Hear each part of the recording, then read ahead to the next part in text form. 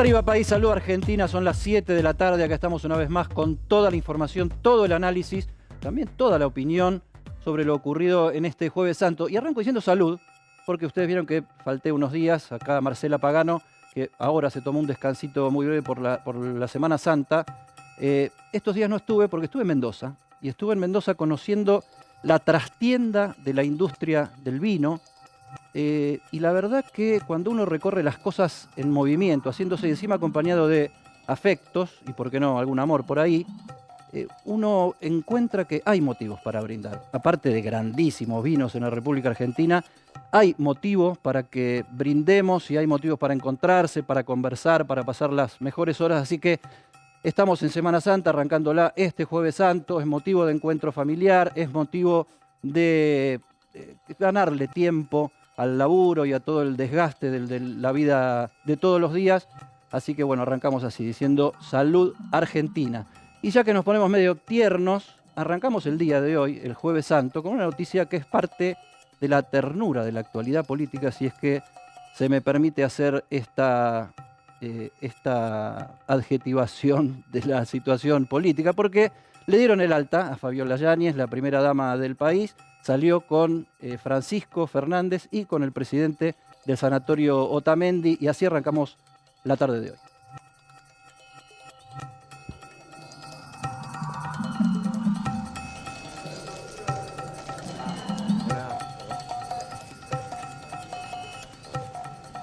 Y ahí están saliendo en la sala de prensa del sanatorio Otamendi el presidente de la Nación, su hijo, bonito, lindo.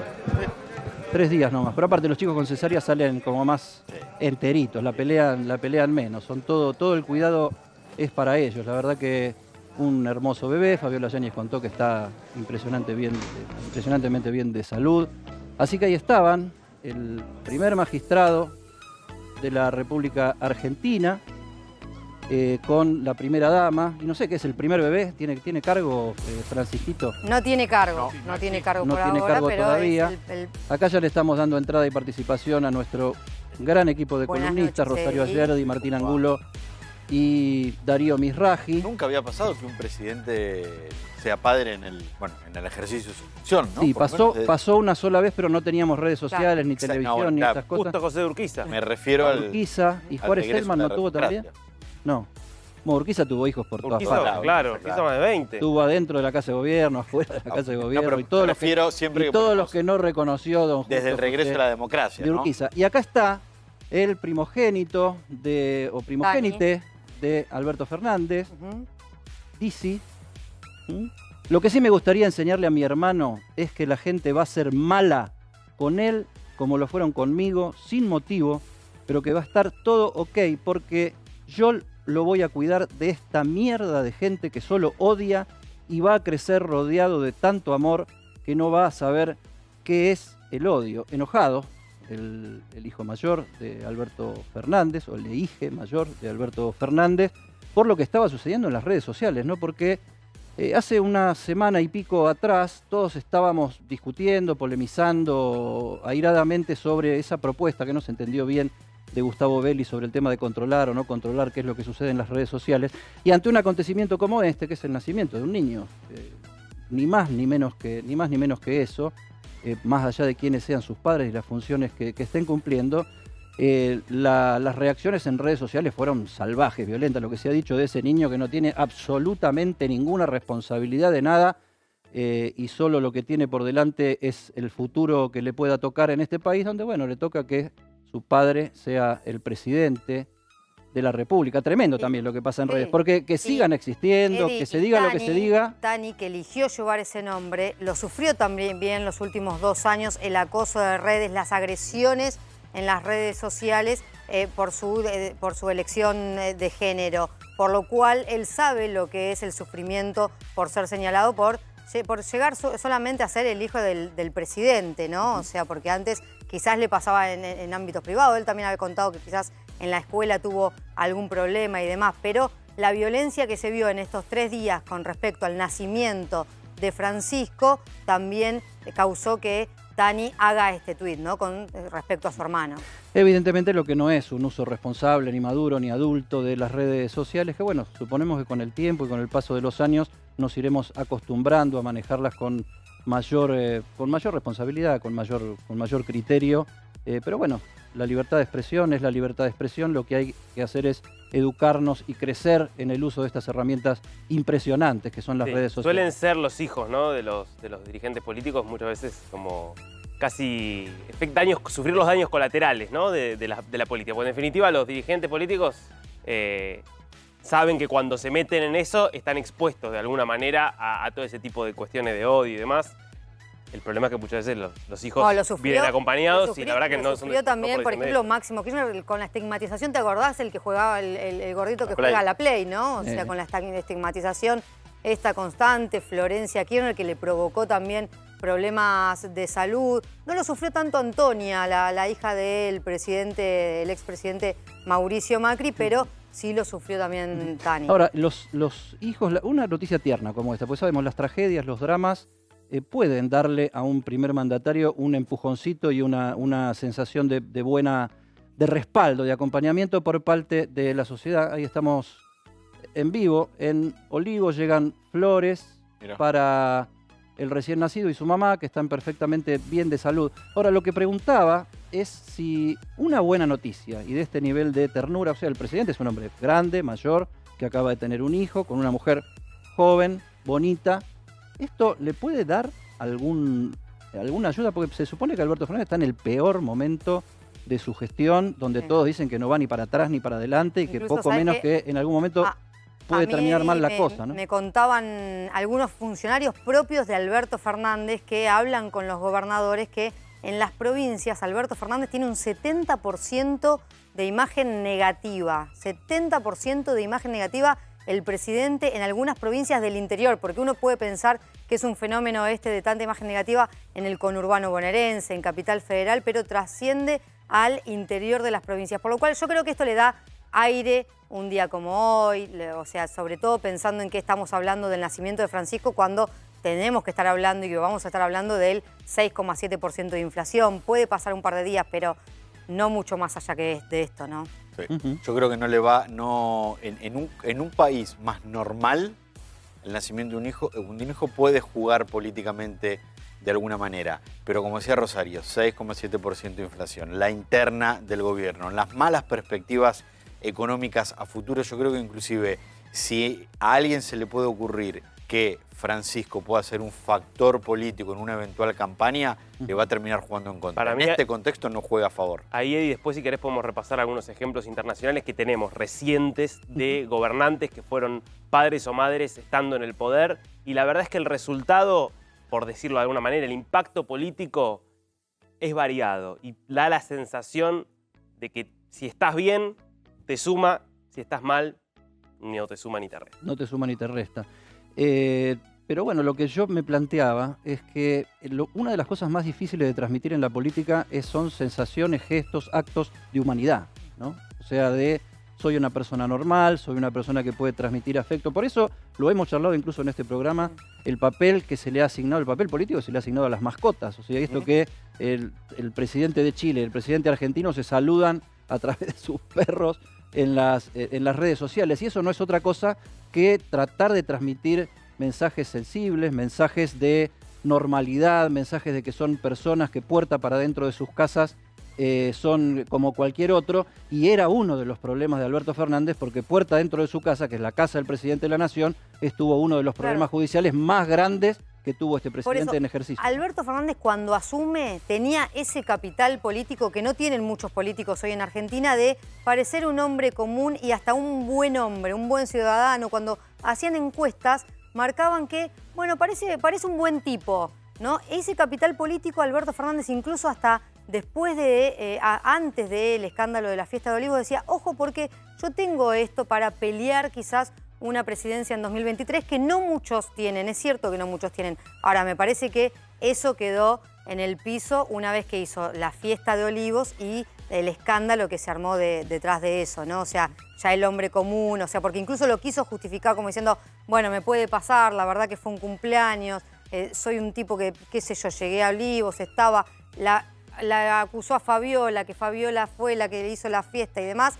Me parece que ahora no, esto del hijo no puede, porque también Fabiola quedó involucrada. O sea en que esta fiesta. una mala de la intimidad te puede arruinar y una buena de la intimidad Bueno, no está claro que te pueda ayudar.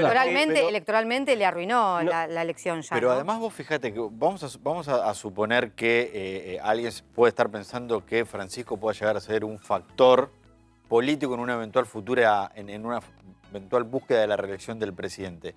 Lo que le van a plantear es la economía, lo que le van a plantear es la situación de la seguridad, lo que le van a plantear es la interna en el frente de todos. Yo no sé si hoy hay lugar para exponer una situación como esta para el presidente Fernández. Me parece que no. Y me parece que también lo que le pegó de la foto de Olivos no fue solo el hecho de que sea un hecho de la intimidad. Digo, me parece que la foto de Olivos, la situación, puso muy en evidencia algo que no pasó solo en Argentina, pero que en el caso argentino fue muy claro, que es que los dirigentes políticos hacen cumplir las leyes a los ciudadanos, pero ellos mismos no se someten a las leyes que pretenden hacer cumplir. Esa desigualdad quedó muy en evidencia en esa foto, exacerbada por la fuerza y el ahínco con el que Alberto Fernández había bajado la línea de que había que respetar esa ley, pero lo cual agravaba un poquito la cuestión. Y algo más grave, porque Darío marca, bueno, nos hacen cumplir una ley que ellos no cumplen. Yo creo que no hubiese sido tan grave un caso de corrupción como esto, porque esto se dio en el peor momento de la pandemia, en el peor momento que atravesábamos todos, que era el encierro más duro, con una perspectiva negativa de lo que estaba pasando, de cuánto tiempo más íbamos a estar ahí. Yo creo que no pudo haber hecho, inclusive un hecho de corrupción no hubiese sido tan grave como fue Busco esto. la síntesis de este punto, no para cerrar porque es interesante y tiene más aristas. Es la exhibición de una intimidad tan distinta a las intimidades que estabas ordenando desde la ley por el tema de la pandemia. Bueno, y termina de esto que también decía Rosario, un hombre común. Termina mostrando que no es un hombre común. Que no estaba haciendo lo que estábamos haciendo todos, que no era el común denominador que todos estemos en una fiesta, en un festejo de cumpleaños. Y eso de la intimidad que vos decís hace que se sienta tan personal para el ciudadano que ve eso, ¿no? Porque dice, entonces todo esto que yo estuve viviendo, resulta que, bueno, vos que me lo hacías vivir, no había que vivirlo. Y la existencia de las redes sociales, una vez más, ¿no? Que por un lado te pueden tratar de demoler con un uso tremendo y mal llevado por las barbaridades que se pueden llegar a decir, pero también te puede llegar a mostrar con una velocidad inaudita algo que no se quería mostrar precisamente, que no era parte de la comunicación oficial y que después las redes sociales lo convierten en un acontecimiento político, cuando la verdad que del punto de vista privado era el festejo de un cumpleaños, pero era el festejo del cumpleaños de la mujer de ese señor que te estaba diciendo que no había que juntarse en ese momento. Pero bueno, no son todas buenas noticias, ni todo es ternura, ni todo... Era un día, fue feriado, bueno, pero tampoco nos endulcemos, tampoco nos endulcemos tanto. Que vas a venir con, ¿no? No, vengo de Mendoza, si te endulzás tanto te sale más alcohólico el vino. Eso te lo puedo asegurar, es un proceso absolutamente químico. La tapa de PQS a partir de las declaraciones de Cristina Fernández de Kirchner ayer en el Parlamento Europeo Latinoamericano, que levantaron tanta polvareda. Esto es Cristina Kirchner y los atributos presidenciales, el poder del despoder. Cristina Fernández de Kirchner diciendo, no te creas que si tenés la banda presidencial y el bastón presidencial tenés tanto poder como a vos te pareciera. Y a mí la verdad que me llamó mucho la atención la repercusión, o sea, la escandalización de muchos por esta interpretación de Cristina Fernández de Kirchner, porque todos sacaron la cuenta de cómo hay tensión, hay pelea entre Cristina y el presidente Alberto Fernández, lo que estaba diciendo era vos no tenés nada de poder por más que tengas la banda y tengas el bastón. Pero la verdad de la milanesa es que Cristina Fernández de Kirchner siempre dijo estas cosas, incluso cuando ella estaba gobernando. Tenemos por ahí una frase, yo no sé si las tenemos hechas en placa para mostrar, pero se las puedo decir y tenemos un video que va a ratificar lo que llamamos el prospecto adjunto de la tapa. La frase de Cristina, ahí la tenemos, de ayer, 13 del 4 del 22, AF quiere decir Alberto Fernández, que te pongan una banda y que te den el bastón no significa que tengas poder. Chao, un sablazo Alberto Fernández, casi terminal. Pero, gobernaba Macri el 10 de octubre del 17 y en una entrevista con la Negra Bernacchi dijo Cristina Fernández de Kirchner identificar el poder con estar en el gobierno es una burrada. Un presidente tiene el 25% del poder real. Bueno, entonces se lo podía estar diciendo a Macri. Vos no tenés nada de poder, pero el 15 de septiembre de 2013, CFK, Cristina Fernández de Kirchner, le dijo a Hernán Brienza: el poder político es el que menos poder tiene, porque necesita validación y legitimidad en las elecciones. O sea que la vicepresidenta, digamos que pensó siempre lo mismo, ¿no? Porque siempre al respecto de esto, perdóname que termino con esto, que siempre mantuvo la misma línea en este tipo de declaraciones. Claro que las circunstancias son distintas y allí entra a jugar la política de otra manera, porque en una circunstancia o en otra, y siempre en la vida, por ahí uno dice una cosa que es interpretada a la manera que se debía interpretar dada la circunstancia y por ahí no debería haberse dicho. Pero bueno, la verdad que lo que estaba diciendo Cristina era más o menos lo que dijo siempre. Cuando dice algo que se sale de la raya, lo decís. Cuando dice algo que es más o menos lo que dijo siempre, también lo decís. Que la verdad que lo que piensa Cristina es que el poder, el verdadero poder, ¿quién lo tiene? Los sectores económicos, los mercados y la justicia, al que ella volvió a apuntar ayer como el partido judicial. Siempre viene hablando de eso la vicepresidenta. Y también, no es menor, nosotros estábamos esperando atentamente el discurso de Cristina Kirchner. Venía de un 2 de abril que apuntó muy fuerte contra Alberto Fernández cuando le regaló el libro de Una temporada en el quinto piso. Apuntó muy fuerte contra Alberto Fernández y apuntó muy fuerte contra la portavoz Gabriela Cerruti. Cuando Cristina quiere apuntar, apunta. Y podría haber apuntado muy fuerte ayer a la economía de Alberto Fernández porque justamente el evento tenía que ver con hablar de una economía inclusiva, social y una justicia social de la que ella dice que este gobierno no está hablando o no se está haciendo cargo. Por lo cual, Cristina podría haber sido muy dura con respecto a la gestión de Alberto Fernández. No lo hizo porque en el medio espera una negociación final con el presidente. Igual, pero seguramente lo va a hacer en caso de que no se llegue a un acuerdo. una cosita. Esa frase claramente no está refiriéndose para mí a Alberto Fernández, pero ella hace una aclaración final, que para mí sigue, para Alberto Fernández, que dice: ni te cuento si además no se hacen las cosas que hay que hacer, pero dejémoslo ahí. Sí, antes de esa frase dice: yo lo sufrí, ni te cuento, o sea, ella también lo sufrió. Claro, dice. pero dice, me parece que ahí está haciendo referencia, ¿no? A, bueno, y este no está haciendo la cosa que hagamos hay que hacer. el ayuda a memoria con lo de ayer de Cristina y seguimos la polémica porque también da para mucha tela para cortar. ¿Cuánto representan del poder tomado como un 100%? Hablamos de poder cuando alguien adopta una decisión y esa decisión se puede aplicar y es respetada por el conjunto de la sociedad. Eso es el poder. Que te pongan una banda y te den el bastón, un poquito es, pero créanme,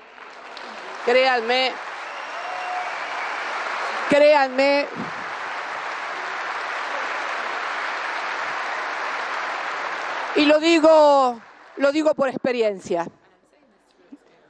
Ni te cuento si además no se hacen las cosas que hay que hacer, ni te cuento. Pero bueno, dejémoslo ahí. Ahí estaba lo que Darío dice que sí, era directo para Alberto Fernández. Yo creo que le puede estar dando un mensaje a Alberto Fernández. Claro, yo creo. Pero no es vos no tenés nada de poder. Es no te creas que haciendo cualquier cosa vas a mantener el poder y vas a conquistar a aquellos que en realidad detentan el poder. Y yo creo que podemos interpretar otra cosa. Podemos pensar que también Cristina está diciendo, encima que tenemos poco poder, no lo usamos o lo usamos mal, peor nos va a ir. Menos poder vamos a tener. Menos poder vamos a tener. Si somos poco inteligentes y no hacemos lo que hay que hacer, menos poder todavía vamos a tener. Con el poquito poder que tenemos que saber utilizarlo bien. Y encima da la sensación que le dice, y acá no se está utilizando bien. Igual, también hay otra cosa. Hay una línea de continuidad en toda la carrera de Cristina Kirchner de ponerse en el lugar de la que no tiene poder, ¿no? Ahí hay una estrategia política también, porque el presidente en Argentina sí tiene poder, tiene capacidad de decisión, por supuesto que no tiene todo el poder, pero ahí hay una estrategia política de decir, bueno, ¿no? Ponerse en algún punto siempre en el lado del desposeído, en el lado de, si se quiere, la víctima de los factores de poder, como si no fuera una jugadora muy importante, que lo es. Por eso el título de la tapa de PQS de hoy era El poder del despoder. Ha sido una experta Cristina Fernández, gran comunicadora Cristina Fernández de Kirchner, eso no se lo puede negar nadie. Si estamos viviendo en serio la era de la telepolítica, Cristina es una primadona del show televisivo político, pero eso, el poder del despoder, siempre construyó un enemigo mucho más poderoso, identificó en su discurso político a enemigos mucho más poderosos que lo que puede tener un hombre o una mujer, en su caso, sentado en un sillón presidencial. Que se le podría dar la razón en un aspecto, pero yo coincido con Darío que eso de decir yo no tengo el poder, no tengo nada de poder, o ponerle tengo el 25% de poder, porque también puede pasar una cosa. Puede pasar que en un momento de una misma gestión vos tengas mucho poder porque entraste con una Cámara de Diputados y Senadores muy a favor y después dejes de tener mucho de ese poder Bueno, y le pasó a necesites Alberto ir a Fernández, por consensuar ejemplo, más porque incluso, lo perdiste en una si elección. vamos a la pandemia, le pasó a Alberto Fernández cuando tenía el 80% de imagen positiva, un presidente que se paraba frente a un atril con Horacio Rodríguez Larreta, con Axel Kicillof y decía hay cuarentena y todos los argentinos respetaban esa cuarentena, ¿no? Y después, obviamente, le pasó todo lo contrario.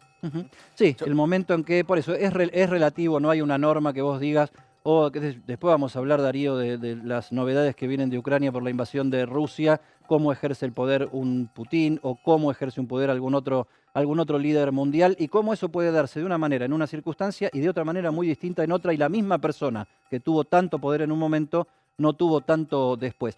Veamos, para hacer memoria de que Cristina siempre dijo más o menos lo mismo a este respecto, la conversación con Elizabeth Bernacchi del 2011. ¿Qué te lleva? ¿El pueblo, la gente, el amor a la gente, el poder? No. ¿Qué es lo que te lleva? A ver, pues es una cosa que... Porque el poder es algo también que yo veo que a veces uno cuando lo tiene no lo quiere soltar, quiere quedarse ahí. No, mi amor, ¿sabes qué?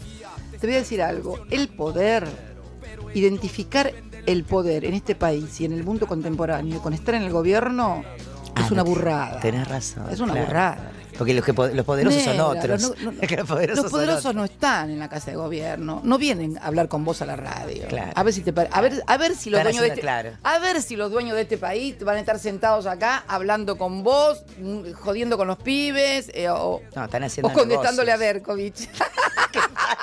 Se le va a quedar lo de Berkovich.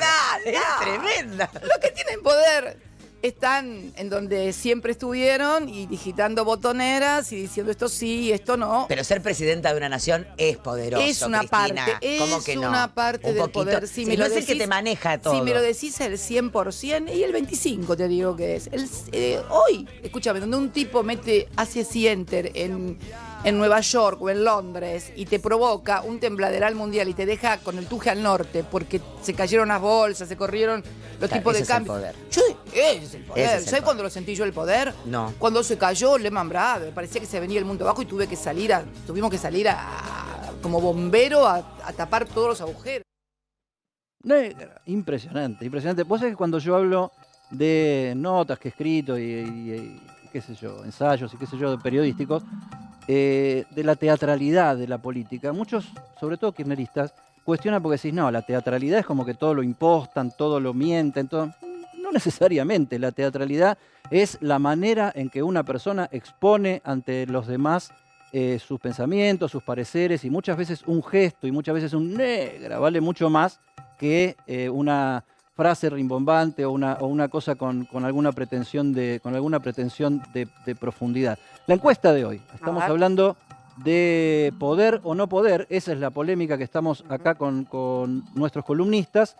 ¿Crees que los presidentes tienen mucho poder, poco poder o que depende de las circunstancias de cada uno? Tenés 3 opciones para contestar: mucho, poco, depende. A24.com, @A24com. En Twitter podés votar, ya tenemos 435 votos. Vamos a estar siguiéndolo en el transcurso de todo el programa para que vos puedas ir planteando. Después lo vamos a hacer votar a Seferino Reato, que nos va a estar visitando porque presenta el libro. Entró en una polémica con Alicia Castro por si puede filmar o no puede filmar Robert De Niro con Luis Brandoni en el edificio Cábana frente a la Plaza San Martín en el centro, casi retiro de la ciudad de Buenos Aires, y de otras tantas cosas que tienen que ver también con estas, porque Seferino, aparte de ser periodista, es historiador, analista, etcétera, etcétera. Pero qué curioso esto de la comunicación en Cristina, ¿no? Porque es alguien que le pone, o sea, ella le pone literalmente el cuerpo y la entonación a cada una de las cosas que dice. Y además siempre esto de que no necesita interlocutores, ¿no? O sea, vimos hablando con Bernacchi, pero en un momento en que tuvo que dar entrevistas porque era candidata. En 2017 tuvo que dar entrevistas porque era candidata, pero siempre Cristina tratando de que no haya intermediarios entre el público, entre el ciudadano y la propia vicepresidenta, ¿no? Siempre hablándole directamente, y cada vez que reaparece yo creo que ahí hay parte de poder, y ahí demuestra Cristina el poder que tiene, que estamos todos pendientes de qué es lo que sucede con lo que dice Cristina Kirchner, ¿no? Si eso es no tener poder. Sí, la verdad que somos todos cristinadictos de alguna manera desde hace algunos años. Bueno, acá se ha construido una oposición, y una oposición que ya dio el salto sobre sí misma en el concepto de su organización, que se inició siendo casi nada más que anti-kirchnerista.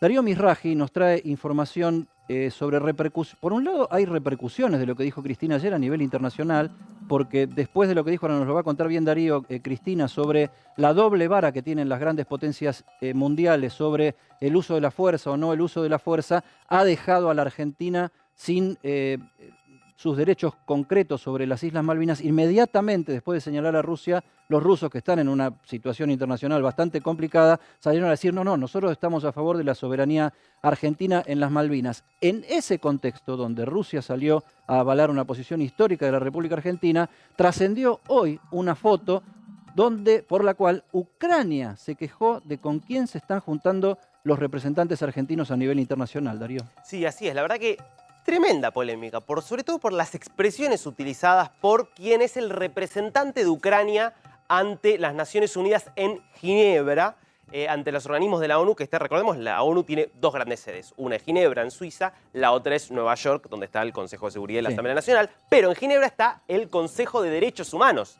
de la ONU, que tiene hoy la presidencia argentina.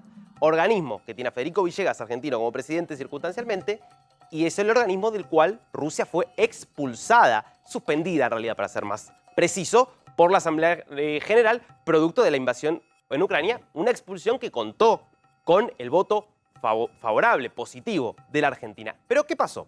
Vamos a ver la foto, si te parece, Eddie, sí, y vamos a ponerle un poco de contexto. Esta es en realidad yo diría, vayamos a la foto si querés. Bueno, vamos primero a la queja respecto de la foto.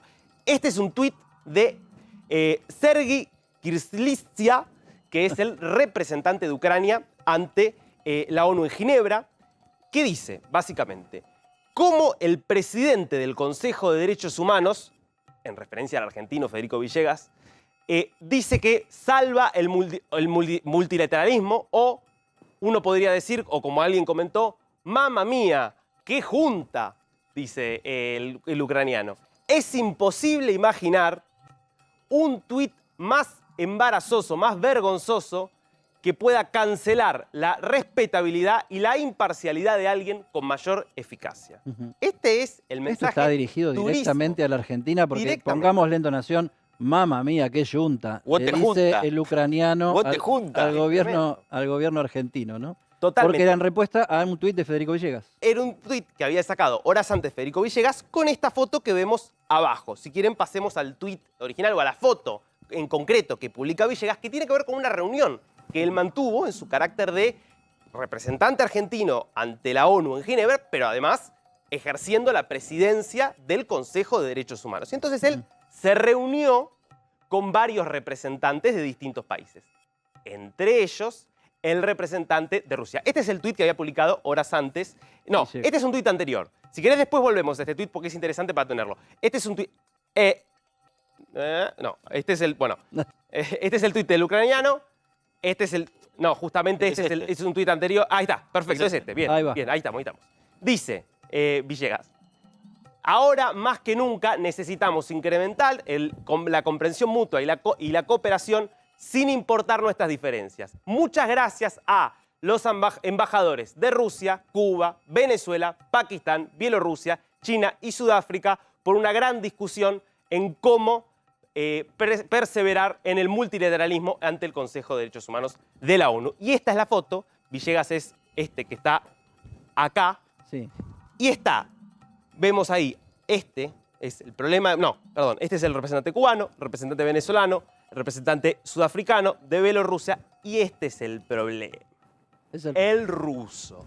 Claro, ¿qué es lo que le achaca Ucrania o el representante ucraniano a Villegas. ¿Cómo puede ser que te hayas juntado con el representante ruso, con el genocidio que está cometiendo Vladimir Putin en Pero espérate, en el contexto Ucrania? de que Rusia fue expulsada de ese ámbito que transitoriamente conduce Suspendida. el propio Villegas, Suspendida, o bueno, correcto. Claro, suspendida. porque ahí también hubo otra polémica, porque obviamente Estados Unidos, Canadá y otros países querían expulsar a Rusia y Argentina también bregó porque se suspenda a Rusia y que no se la expulse, por lo cual están suspendidos. Porque ¿cuál es la idea? Bueno, se la suspende porque hay O una sea que sospecha. Argentina fue dura, pero no tanto. No tanto como quería Estados Unidos. No, a ver, en definitiva la posición de Estados Unidos fue terminar impulsando la suspensión, no la expulsión, producto de que probablemente no iba a tener la misma adhesión una expulsión y necesitaba 2/3 de la Asamblea General para concretarla. Pero lo que dice Rosario es importante, porque ¿cuál es la diferencia? La expulsión sería, bueno, ya está, se terminó. La suspensión, ¿qué es? Es, bueno, hay indicios de que podés estar violando los derechos humanos y cometiendo crímenes de guerra, por lo tanto, te suspendemos. Y vos podés decir, pero no está confirmado. Ok, por eso es una suspensión ad referéndum de lo que se evalúe, y de hecho la Comisión de Derechos Humanos está investigando lo que Incluso, está Dari, ocurriendo. no en tenés Ucrania. voto, pero pero Sos pertenecés- observador. Claro. Exactamente. Rusia continúa como observador. Son 47 miembros los Ahora, que tiene en el esta Consejo de Derechos foto, a Humanos. ver, ni a favor ni en contra, pregunto porque para ver cómo se manejan estas cosas. Digo, acabás de suspender a un representante y lo primero que haces unos días después es sacarte una foto donde está, aparte con un mensaje político por el contexto de esa foto, o sea, que vos tengas Rusia y Bielorrusia casi es lo mismo porque es el Exacto. gran socio de los rusos Y aliados en como la Cuba y región. Venezuela. Cuba y Venezuela, eso ya solo para la oposición, por ejemplo, acá ya es un verdadero sacrilegio. Pero el tema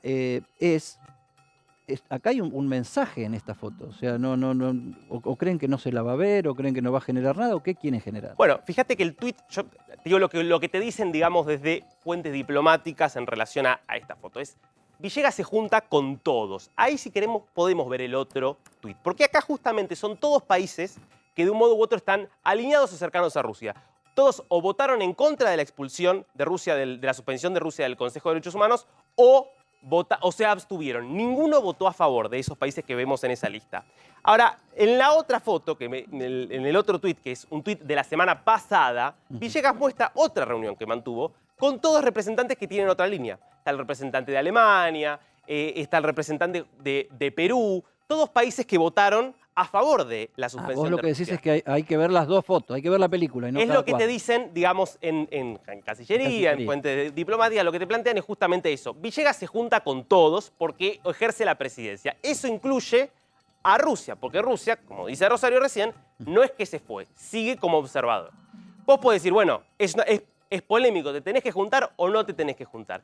Yo te diría, si vos vas a mandar una misión, porque el Consejo de Derechos Humanos va a mandar una misión a Ucrania a inspeccionar lo que está ocurriendo ahí. Y bueno, no está mal que tengas algún tipo de interlocución, en definitiva, con el representante de ese país. La verdad es que lo que importaba, lo decisivo, es cómo votás al momento, digamos, cuando tenés que resolver, por ejemplo, si continúa o no el Consejo de Derechos Humanos. Y ahí Argentina votó a favor de que se fuera.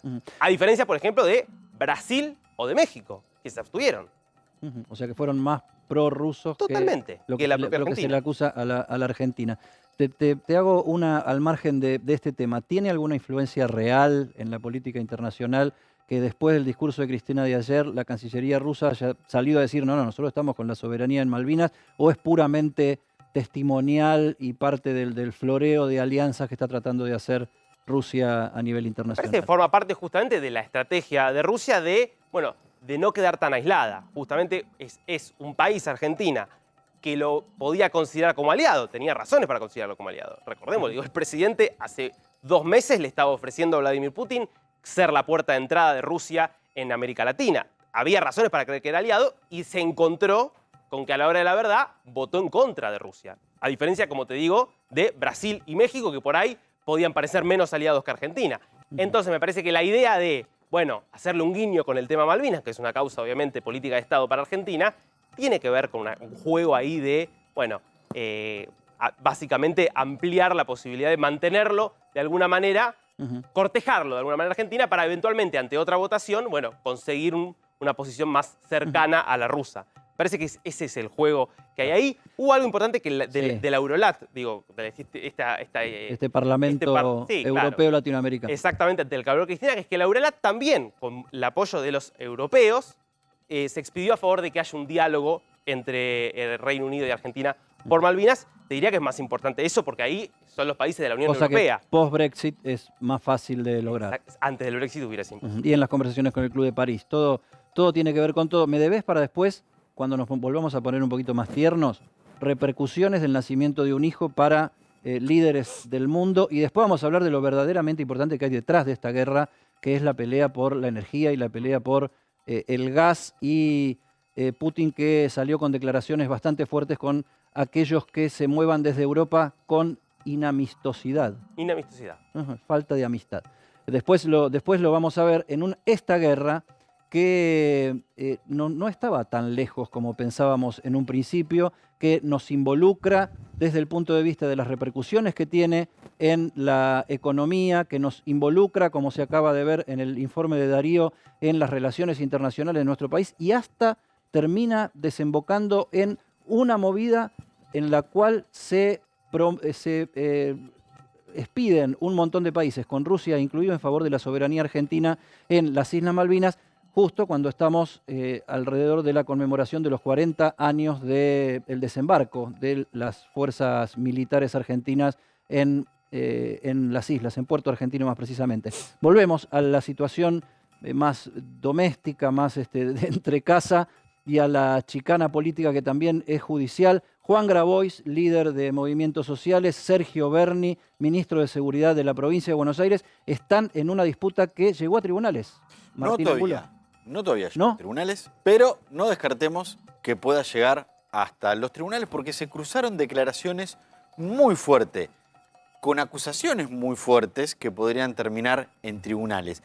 ¿Qué es lo que ocurrió? En la semana Juan Grabois habló, hizo referencia a una situación de Sergio Berni, después Sergio Berni le contestó, ahora vamos a escuchar qué es lo que dijo cada uno, pero esto está rodeado y vinculado a un tema que en los últimos días fue central en la política argentina y que seguramente lo seguirá siendo en las próximas semanas, que tiene que ver con los planes sociales, que tiene que ver con el rol de dirigentes como Juan Grabois, que tienen organizaciones que manejan planes sociales, que están muy vinculados a la situación grave social que se vive en la Argentina. Si te parece, Eddie, escuchamos primero lo que dijo Juan Grabois y por qué después fue una acusación muy grave contra el ministro de Seguridad de la provincia de Buenos Aires. Dale.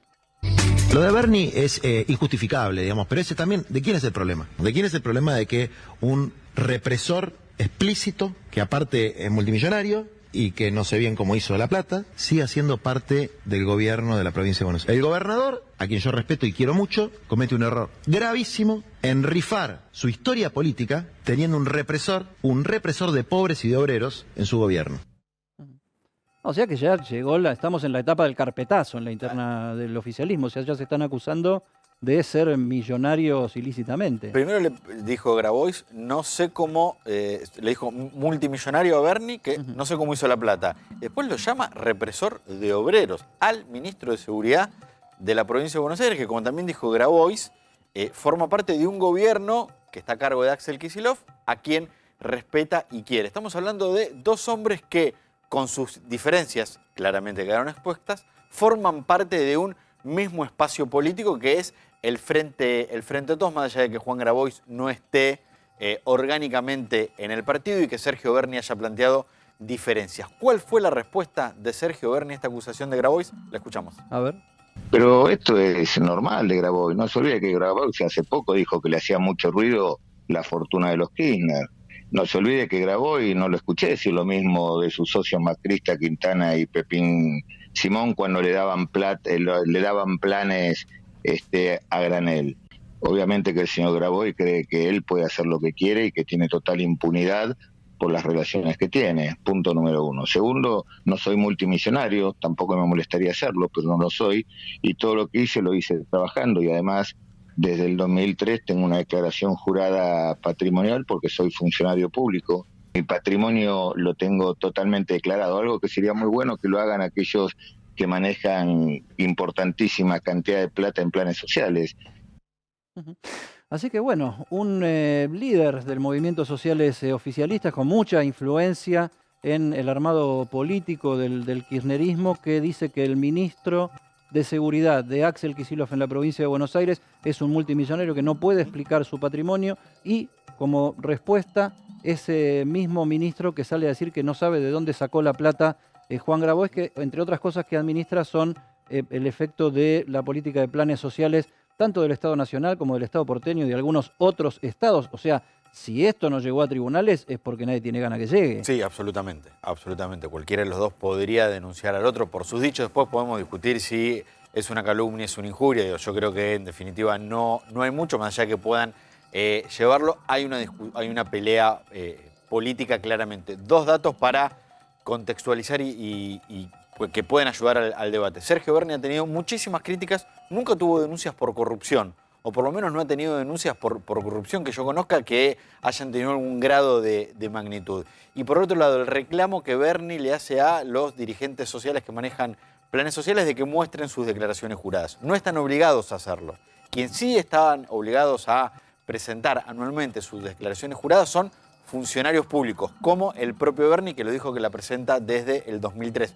El gobierno nacional tiene algunos funcionarios que son dirigentes sociales, que son dirigentes de organizaciones que manejan planes sociales. No sé si puntualmente Berni se refería a ellos o solamente a Juan Grabois, que no es funcionario público y por eso no tiene la obligación de presentar su declaración. No es funcionario público, pero tiene relación con funcionarios públicos y está alrededor, como tantos otros dirigentes sociales, de los fondos impresionantes que estamos dedicando todos los argentinos a enfrentar el problema de la pobreza. De hecho, por ahí para mucha gente pasa desapercibido el nombre de Quintana, que lo dijo por ahí Sergio Berni, cuando dijo, bueno, cuando recibía los planes de Quintana no tenía ningún problema. Se está refiriendo a quien fue un funcionario muy importante, Mario Quintana, del gobierno de Mauricio Macri, donde el gobierno de Macri fue quien aumentó la cantidad de planes sociales, y una de las organizaciones que fue beneficiada con eso fue la de Juan Grabois. Ahora, hay cosas que a este nivel de la discusión política pasan de la libertad de expresión y de lo que se dice, porque, qué sé yo, una cosa es decir hay que cortar el cordón umbilical con tal o cual dirigente, como dijo Sergio Berni. Otra cosa es decir, a ver, tal funcionario es un inepto, tal funcionario no funciona, y otra cosa es ya empezar a acusarse de mal manejo de fondos sociales de una u otra manera, ¿no? Sí. Tanto para el enriquecimiento personal de una caja o de la otra. Ahora estamos entrando a un fin de semana donde la interna oficial sube un escalón mucho más alto que de los que tengo a mis espaldas, que son Sergio Berni y Juan Grabois, porque se está dando por seguro que el presidente de la Nación en Olivos, ahora que regresó del sanatorio Otamendi tras el nacimiento de su hijo, está analizando la conformación de un nuevo gabinete para el cual se están dando infinidad de reuniones. Rosario Ayerdi tiene muchísima información y yo después les quiero sumar algunas otras reuniones que también se están haciendo en la periferia del gobierno, también en este sentido, buscando nombres, buscando ideas y buscando cómo hacer un relanzamiento del gobierno, Rosario. Así es, Edi. ¿Por qué? Porque Alberto Fernández volvió hoy a la tarde a la Quinta de Olivos.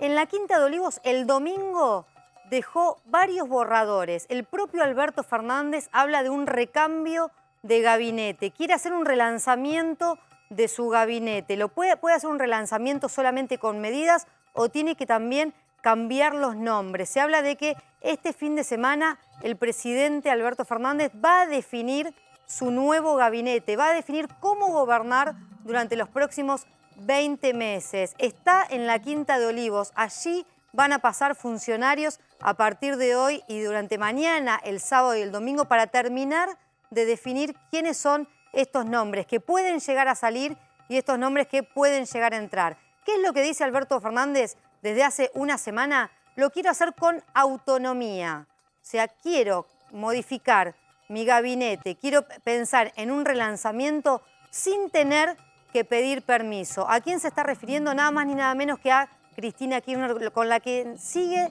sin hablar. Y esto lo tenemos que decir todos los días, porque todos los días es un día más que Alberto Fernández no habla con la vicepresidenta. En medio de los cambios de una coalición, del Frente de Todos, de un gobierno, Alberto Fernández quiere hacer estos cambios con autonomía. ¿A qué se resiste Alberto Fernández? ¿Qué es lo que no quiere mover? A Martín Guzmán. al ministro de Economía, en medio de la crisis económica, un día después de que se conoció el índice del 6,7% de inflación, el índice más alto en los últimos 20 años, el ministro de Economía, Martín Guzmán, está apuntado, y por eso lo ponemos en rojo, porque que tenga el aval del presidente no significa que no termine afuera del gobierno. Vimos durante estos 2 años cómo Alberto Fernández sostuvo algunas veces a algunos funcionarios y se terminaron yendo. O sea, esto va a ser parte de una discusión que se va a dar en las próximas horas. ¿Por qué? Porque sobre todo la socia mayoritaria de Alberto Fernández, Cristina Kirchner, dice: quiero afuera a Martín Guzmán. Y por eso Ahora, lo pusimos en rojo. Sí, ahora mientras Rosario se va acercando, porque acá cada uno de estos personajes juegan un papel especial. ¿A dónde me voy a correr? Para acá, para que se vean todos. Por un lado, todo esto es el reconocimiento de cómo se armó el gabinete original, que fue una especie de parcelación del gabinete y repartirlo más o menos equitativamente entre los representantes de cada una de las corrientes que conforman el Frente de Todos. Y después una gran dificultad, ¿no? Porque en una coalición donde sus partes principales tienen tanto nivel de tensión, armar un gabinete sin la participación de alguno de ellos también te puede estar anunciando nuevas situaciones. Por eso también es, ¿hasta dónde no se lo puede consultar a Cristina Kirchner el armado del gabinete? ¿Hasta dónde puede tener autonomía sin mover a piezas claves? Entonces, vamos a otros. Supongamos que a Guzmán no lo mueve porque él dice: hizo las cosas bien, quiero sostener a Martín Guzmán. ¿Puede hacer un relanzamiento sin mover la economía, sin mover al gabinete económico? Bueno, entonces piensa cuáles son otras figuras importantes. Y ahí aparece... Ahí aparece, volvamos por favor al rojo, volvamos, así vemos a Juan Mansur ahí en el medio. Juan Mansur, jefe de gabinete. Estos son los que están en la mira de alguna manera. Ese es lo que está más pensando cerca del hoy, botón rojo que del botón verde. Es lo que está pensando hoy Alberto Fernández, con qué puede llegar a hacer un relanzamiento del gobierno. Puede tocar a Juan Mansur y ahí de vuelta hay otros intereses, que son los gobernadores. Estos gobernadores con los que Alberto Fernández dice: yo gobierno con los gobernadores. Lo puede tocar a Juan Mansur de vuelta. Un Frente de Todos loteado, un gabinete loteado. Puede tocar a Juan Mansur. Sobre todo en lo que llaman el Norte Grande, que incluye, por supuesto, la provincia de Tucumán, de donde viene Juan Mansur, que dejó de ser gobernador para ser jefe de gabinete. Y uno que Alberto Fernández, obviamente, lo quiere afuera del gabinete hace tiempo, es una cara desconocida, quizás no lo conocemos, es Federico Basualdo, subsecretario de Energía. Hoy convocaron audiencias para las nuevas tarifas que va a haber con respecto a la luz. Y después vamos a contar cómo son los mecanismos para luz y gas, de cómo te aumentarían las boletas. A Federico Basualdo lo ponemos en rojo. ¿Sabes quién lo echó ya? Martín Guzmán. Lo echó por los medios. Federico Basualdo, que responde a la vicepresidenta, dijo: Cristina Kirchner, Federico Basualdo no se va. Martín Guzmán lo echó por los medios y todavía Federico Basualdo es funcionario. Entonces, Alberto Fernández dice: yo tengo que echar a Martín Guzmán, entonces también despido a Federico Basualdo. 1 y 1. La pregunta entre los botones rojos en esta disputa de si vos tal cosa, yo tal otra. ¿Y Roberto Feletti? Bueno, Roberto Feletti es un secretario que, a pesar de los dichos, a pesar de que salió muy fuerte con respecto al control de precios y demás, se lleva bien dentro de todo con la mayoría del gabinete económico. Incluso tiene diálogo con Martín Guzmán, con el presidente del Banco Central. Pero el otro día le salió durísimo. Le salió durísimo, pero no sé si notaste que Martín Guzmán, también en medio de las fuertes polémicas, dijo: bueno, Feletti tiene razón. O sea, no depende tampoco la inflación del control de precios. Pero esto va a tener que ver con que si finalmente Cristina Kirchner y Alberto Fernández se reúnen para definir cuáles son estos cambios, o Alberto Fernández define solo, en Olivos, en soledad, estos cambios de gabinete. Ahora, tampoco hay tantos nombres para sumar al gabinete. Y te digo que están haciendo una ronda de consultas que va más allá. Yo después te voy a contar reuniones, por ejemplo, con Roberto Lavagna, porque están buscando medidas concretas y nombres. Porque Alberto Fernández también dice: bueno, no muevo todo este sector. ¿Qué hago? ¿Me sirve un cambio de gabinete? Por ejemplo, si querés vamos a la otra placa. ¿Me sirve un cambio de gabinete poniendo a un Agustín Rossi en, por ejemplo, la Agencia Federal de Inteligencia? Rossi, que ya fue en el arranque ministro de Defensa y en los recambios... Estas paradojas del gobierno de Alberto Fernández. Un ministro que fue ministro de Defensa, que quiso ser candidato, que lo dejaron en un momento coquetear con la candidatura, que en un momento le dijeron te bajás porque arreglamos con Omar Perotti y lo echaron por seguir siendo candidato. Hoy es el principal asesor de Alberto Fernández en política. Es al que Alberto Fernández más escucha. Esas son las paradojas del gobierno de Alberto Fernández.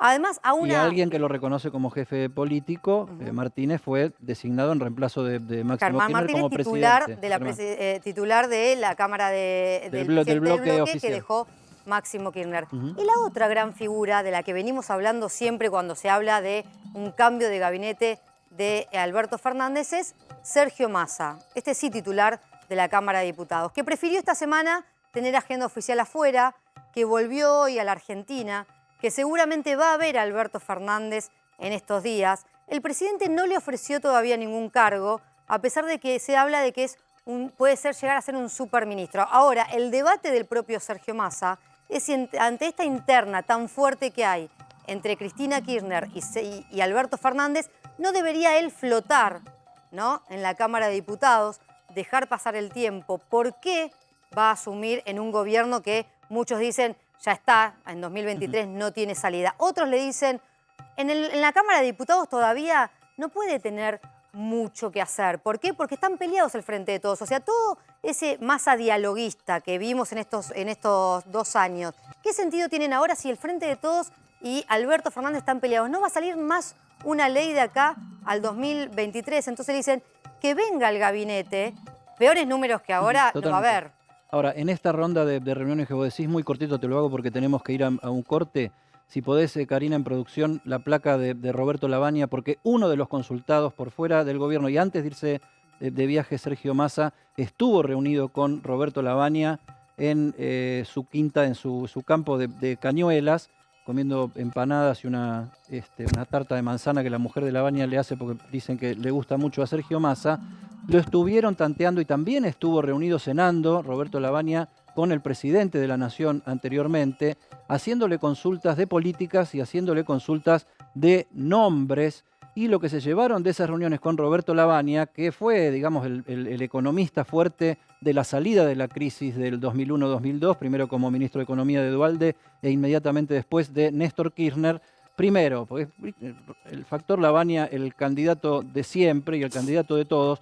Lavagna no quiere cargos políticos, no quiere saber más nada de eso, cumplió 80 años y mucho menos en un nivel de tensiones como vive la Argentina, no quiere saber nada de eso. Él es hombre de consulta, asesora y nada más. Él ve posibilidades, no fue optimista, pero ve posibilidades para la Argentina después del acuerdo con el Fondo Monetario Internacional, aunque acá hay una crítica a Martín Guzmán y al propio presidente de la Nación por parte de Roberto Lavagna de que se fue muy lento en la negociación y que eso llevó, entre otras cosas, a que por esas demoras en ponerse de acuerdo con el fondo hubiera 5.000 millones o casi 6.000 millones de dólares menos en las reservas del Banco Central. Pongamos la otra placa y ya nos vamos a la pausa. Lavagna les dice tanto al presidente de la Nación como al presidente de la Cámara de Diputados, Sergio Massa, que el mayor problema del país es la división política. Si no se logra encontrar un acuerdo político que le dé sustentabilidad a un plan donde hay que hacer cosas que algunas de ellas pueden ser antipáticas para la sociedad, pero con poder político se podrían resolver, no va a haber la posibilidad de generar ni la más mínima confianza y el único beneficiado, parece que son palabras del propio Lavagna, sería Javier Milei o alguien que represente alguna de esas corrientes nuevas. Recomendación principal, no tentarse en lo inmediato con dolarizar las deudas en bonos del Tesoro que están en pesos. Esas son las conclusiones de las reuniones que hubo últimamente en la búsqueda de ideas y también de nombres para la eventual renovación del gabinete que Rosario Ayerdi nos presentaba recién, se está resolviendo este fin de Semana Santa en Olivos. Nos vamos a una pausa y ya volvemos, están llegando nuestros invitados.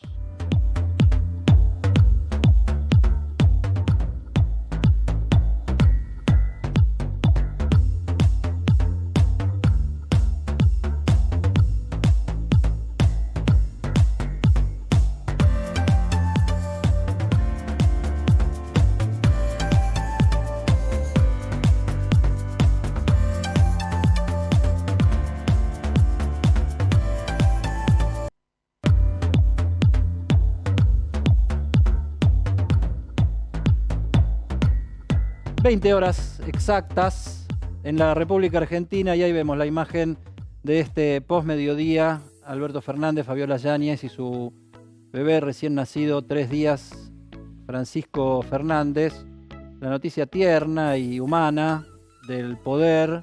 Están ya en Olivos, después de la internación post-cesárea, y el presidente parece que ya arrancó, como contábamos antes de la pausa, en el armado de un eventual. Vamos a ver esto, porque viste, la danza del gabinete siempre está armada, en cualquier gobierno, y sobre todo en un gobierno que no le va tan bien, siempre está abierta la puerta de un nuevo gabinete. Pero lo prometíamos antes, y ya está Darío Misragi una vez más acá, pasó al pizarrón, porque hablábamos al principio del programa de si una noticia como esta, o sea, una noticia del lado de lo humano, del lado de la ternura de un bebé recién nacido, puede dar algún tipo de ayuda, de recuperación de la imagen, sobre todo a un presidente como Alberto Fernández, que no le está yendo bien en las encuestas, no le va bien, cualquier comentario que se escuche, cualquier analista, más serio, menos serio, de un lado o del otro, nadie ve al presidente en su mejor momento, ni mucho menos, y Darío tiene data de cómo acontecimientos como este pueden haber ayudado o no a determinados líderes en el resto del planeta. Bueno, sabemos que una tragedia en general puede generar cierta situación de solidaridad, de apoyo, de contención a aquel que estando en el poder lo sufre, pero no está tan claro en una noticia buena, en una noticia tan de la intimidad y tan entrañable, valga la redundancia. Claro, entonces lo que hicimos fue ir a buscar antecedentes en el mundo de casos similares, es decir, gobernantes en ejercicio que hayan tenido hijos estando en ejercicio y que hayan buscado de alguna manera continuar en el poder, que hayan ido a una elección o que hayan estado en la búsqueda y ver qué pasó después de tener un hijo, ¿no? Bueno, tenemos 4 antecedentes con resultados, yo diría, mixtos.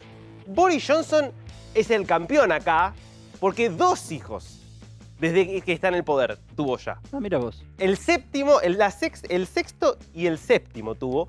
Él ya tenía hijos de parejas anteriores, hijos reconocidos, hijos no reconocidos. Una vida familiar muy conflictiva la de Boris Johnson. Sí. Por eso está tan despeinado. Debe ser por eso. Llega al poder en 2019, el primer ministro del Reino Unido, estamos hablando por supuesto, con Carrie Simon, su última pareja, y tiene en 2020 el primero con ella, que es el sexto, y en 2021 el segundo. Uno diría, bueno, ¿qué impacto tuvo? No volvió a ir a elecciones desde 2019, cuando ganó ampliamente las elecciones, pero hoy todas las encuestas lo dan perdiendo. Si hoy fueran las elecciones, o sea que no uno, perdería. Ni 2 le alcanzarían ni a uno Boris le Johnson alcanzó, para ni ganar. 2, porque, al igual que nuestro presidente, el primer ministro británico tuvo una situación bastante parecida. Lo en realidad, pescaron. la diferencia es que no fue una, no fueron 2, fueron decenas de fiestas, de reuniones que se hicieron en la Casa de Gobierno, en Downing Street 10, en pleno confinamiento, cuando estaba totalmente prohibido, y eso claramente le pasa factura. De hecho, estaba a punto de ser destituido, es un régimen parlamentario, entonces las destituciones son mucho más fáciles y habituales. Lo salvó la guerra en Ucrania, que desvió un poco la atención. De hecho, estuvo en Kiev. Fíjate, prefirió estar en Kiev a estar en Londres. El señor Boris Johnson se siente más cómodo ahí. Así que se te diría que es un caso que dice, de mucho no le Bueno, sirve. Boris Johnson no le resultan las buenas noticias. Exactamente. A ¿Quién ver, sigue? pasemos al siguiente caso. Sauli Niinisto, presidente de Finlandia. Aclaremos acá, es importante, Finlandia es un país parlamentario, Sí. pero en el cual hay un presidente que tiene un rol más protocolar. Es un poco como la reina en el Reino Unido, que es jefe de Estado, es más ceremonial, pero se elige democráticamente en elecciones. Bueno, él en 2018 fue por la reelección. Él le asumió en 2012 el cargo, son de 6 años los mandatos, y justamente estaba a punto de nacer su hijo con su esposa, y la verdad, no sabemos si fue por eso, pero arrasó en las urnas. 63% de los votos, ¿no? Parecería que podemos hipotetizar que quizás algo de eso del hijo por nacer no había nacido en el momento de la elección, pero estaba prácticamente al borde del nacimiento. Mira, allá Martín señala que no solo está el bebé, sino también el perro. Hijo y perro, ¿no? Bueno, una combinación. Ahí está, ahí está Bueno, ahí hay un emparentamiento con Alberto. digamos, ¿no? la pata sentimental completa. O sea, te puede hacer el bruto lío que está armando el amigo Sauli, que pidió estar en la OTAN Bueno, ahora con Suecia también. Y Putin salió a decir, bueno, vayan a la OTAN, Vayan yo y- tengo todos los botones listos para apretar. Y vamos a ver qué pasa, ¿no? Bueno, totalmente. Claro, pensemos 2018, Finlandia, país bastante más tranquilo que Argentina, pero en este caso, bueno, una figura que por sí además no tiene todo el poder, sino que es más una figura más protocolar, puede ser que haya generado algo de simpatía y lo haya ayudado a tener una reelección muy... A Boris con 2 no le alcanzó, a Sauli con 1 arrasó en las elecciones, Arrasó. aunque no podemos decir que haya sido esa No, la por única, supuesto que no. la única razón. Pero no lo perjudicó, eso está clarísimo que no. Por ahí Vamos lo que al decíamos, siguiente perdón, lo que caso. decíamos antes, ¿no? País normal. En un país normal País normal. te puede estable. ayudar, no tenés grandes conflictos, no tenés una agenda como esta caliente todos los días. Un hijo te puede ayudar a subir un poquitito más. Y Sauli se tomó los días que le tocaban porque viste, Alberto se tomó los 3 días que te No, tocan, y de- porque ahí tienen como 9 meses. Ahí en Finlandia, exactamente, es un periodo larguísimo. No se tomó, Sauli no, se tomó unos días creo nada más, pero en principio no. Quien sí se tomó días, y que yo te diría es un claro caso de alguien a quien sí la ayudó la maternidad, es Jacinda Ardern. Porque Claro. la maternidad hizo a la construcción de un personaje muy particular. Estamos hablando de la primera ministra de Nueva Zelanda, que asumió en 2017 el poder y que ya asumió en realidad estando embarazada, pero no se sabía que estaba embarazada cuando asumió. Pero que a los 2-3 meses de asumir cuenta, bueno, efectivamente estoy embarazada de mi primera hija, y termina teniéndola justamente, bueno, después cuando se cumple el periodo, por supuesto, ella se toma 45 días de licencia. Bueno, Fuerte. una madre.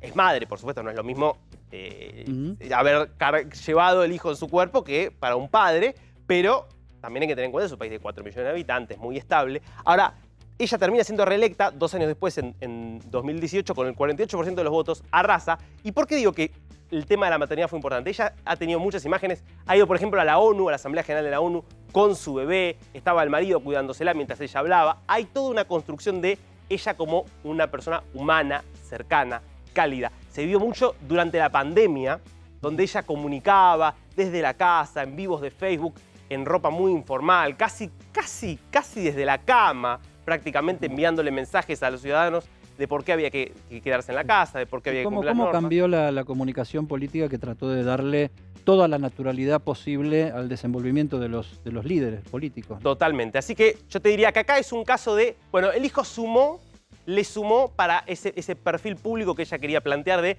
una mujer común, humana, cercana a los ciudadanos de a pie. Y el 48, pero bueno, al pibe lo llevó ella adentro, ¿no? Totalmente. ¿Nos queda uno más? Y el último caso, que yo te diría es otro que no salió bien, Nicolás Sarkozy, presidente de Francia, 2007-2012. Él ya tenía 3 hijos, llega ya cuando está al poder con Carla Bruni, actriz, modelo, bueno, personaje público muy conocido, una de las parejas en su momento que más llamaba la atención de la prensa en Europa. Pensemos, presidente de Francia, una modelo tan importante como Carla Bruni. Bueno, 2011, un año antes de que él va por la reelección, tiene un hijo con ella estando en el poder. Sin embargo, en 2012 fue a las urnas y perdió contra François Hollande. No pudo obtener la reelección. Un caso que más cercano, si querés, al de Boris Johnson no sabemos porque no fue a las urnas, él sí, donde claramente el hijo no le sirvió. Ya había bastante antipatía respecto de la figura de Sarkozy. Le tocó, es verdad, gobernar en un momento complicado, toda la crisis económica financiera que siguió a la caída de Lehman Brothers, que golpeó mucho la economía francesa, y un hijo que de poco le sirvió al presidente francés. Bueno, las noticias tiernas, las noticias íntimas y su influencia en la política a partir del nacimiento de Francisco Fernández y su llegada ya al domicilio en Olivos. Está Ceferino Reato ya con nosotros, mi amigo Ceferino Reato. Espérate, Dan, vení que... ¿Cómo andás? ¿Cómo estás? Chocá el puñito. Miren esto, miren, me voy a sentar acá. Miren. Esto, acá, ahí, mira, ahí tenés. Masacre en el comedor. Esta es la última investigación histórica, los 70, un especialista en los 70, Ceferino Reato, que es periodista, analista político e historiador, porque hace libros de historia y bastante bien que le va. Ceferino, antes de entrar a la bomba de Montoneros en la Policía Federal, el atentado más sangriento de los 70, masacre en el comedor, ¿influye en la política, puede influir positivamente en la política una noticia tan tierna, intimista y humana como el nacimiento de un chico? Yo creo que en general sí influye. Pero Alberto Fernández está bastante deteriorado. Yo que él me pondría contento si el nacimiento del hijo me ayuda a terminar bien el gobierno. Creo que hay que pensar en transitar bien estos meses que son largos, la situación es muy complicada, la inflación, las peleas dentro de la coalición oficialista, ¿verdad? La pelea entre Cristina, Alberto.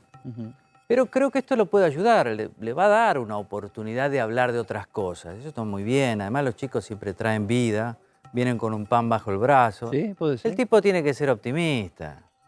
¿Cómo no? El tema es que el pan se pueda multiplicar un poco, ¿no? Porque si es solamente un pan que se ve en una foto de una reunión en Olivo, estamos jodidos. No, hay que hacer muchas cosas. Lo de la inflación, el índice fue tremendo, ¿no? Un golpazo. Un golpazo, porque además nos agarra esta caída del consumo, que se siente a todo nivel, nos agarra después de las vacaciones. Nosotros creo que cambió bastante el consumo con la pandemia, es un consumo más inmediato, no es que podamos ahorrar tanto, entonces gastamos más, me parece a mí, y nos agarra con la tarjeta, digamos, totalmente desfondada en general, ¿no? Creo, después de la fiesta de las vacaciones. Creo que está complicado. Otro de los debates, poneme, Cari, si podés la tapa de PQS de hoy, porque es uno de los debates. Ayer Cristina dijo, por si tenés la banda y el bastón no te creas que tenés mucho poder. Cosa que a mí no me sorprendió tanto, porque Cristina había hecho había sacado esa conclusión varias veces, incluso cuando gobernaba ella, ¿no? Que estuvimos reproduciendo hace un ratito. Vos no habías llegado todavía declaraciones del 2013, del 2017, en la misma dirección. Claro que las cosas que se dicen en cada una de las circunstancias pueden leerse de la manera que se quiere, y sobre todo en momentos tan erizados como los que vivimos nosotros en los últimos tiempos, ya demasiado tal vez, de que cada cual escucha lo que quiere escuchar y cada cual interpreta la realidad de la manera que le parece. Pero ahí hacíamos esta etapa, yo no sé si la estamos viendo atrás, ahí la tenés para verla, el poder del despoder, ¿no? Cristina como una experta en ubicar su liderazgo político y en general casi como una víctima, ¿no? Sí, claro. Casi como una víctima de grandes poderes, que no te hagas el loco porque te comen. Esto es un país de víctimas. Acá no hay victimarios. No hay victimarios y paga mucho ser víctima. Y ella lo hace estupendamente bien porque tiene una gran capacidad histriónica. Es cierto eso, que ella considera que el Estado y quien ocupa el Estado merced a elecciones debería tener el poder de disciplinar a todos. Y eso no sucede. Y por lo tanto hay que cambiar el régimen institucional. Lo dijo ayer, lo decía antes. Lo que pasa es que se lee distinto y además ella le agrega esa frase, y más aún si no haces las cosas que tenés que hacer, en obvia referencia. Esa sí era para Alberto. Esa era para Alberto. Claramente se refería a la firma del acuerdo con el fondo. Que eso irritó mucho a Cristina y al cristinismo. Y le reprochan. Pero lo otro yo creo que es hasta más profundo y diría yo más peligroso, que es esa idea de que hay que refundar el sistema institucional. Porque me parece que ella avanza hacia una idea autocrática. Ella no habla de eso. Sí. Ella creo que habla de una verdadera democracia, pero en realidad esa concepción del poder como una cosa que se tiene y una vez que se tiene hay que usarla y nadie puede estar en contra de eso, es profundamente autocrática, porque en una democracia hay una constelación de poderes. Hay un poder económico, un poder político. Esa verticalidad del siglo XX, ¿no?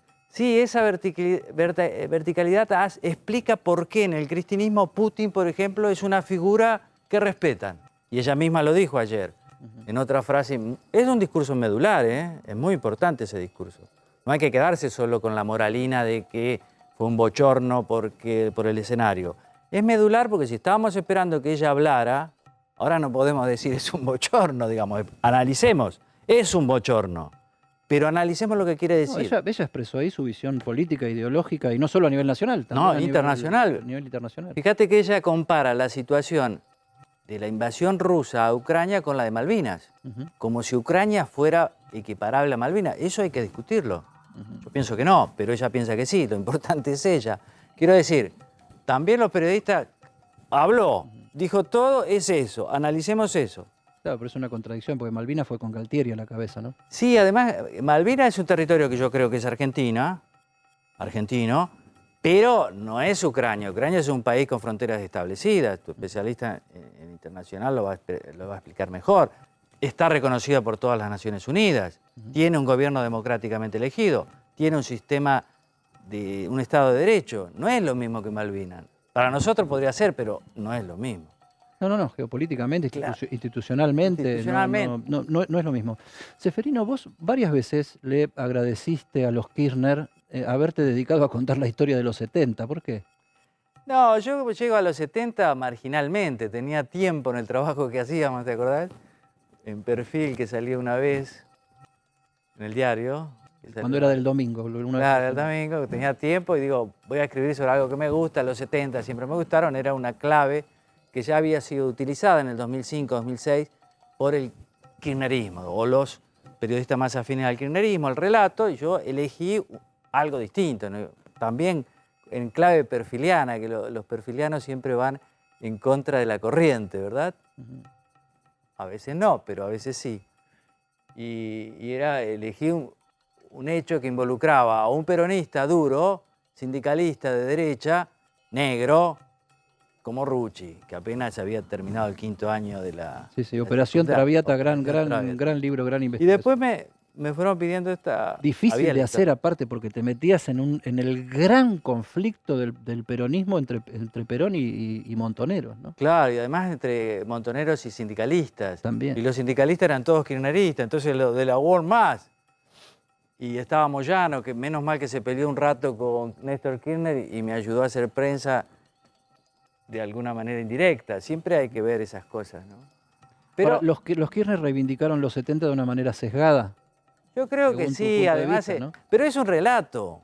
Los discursos son siempre sesgados, porque el que está en el poder político no hace historia, quiere hacer política, y lo bien que hace. Entonces usa un hecho histórico para hacer política en el presente.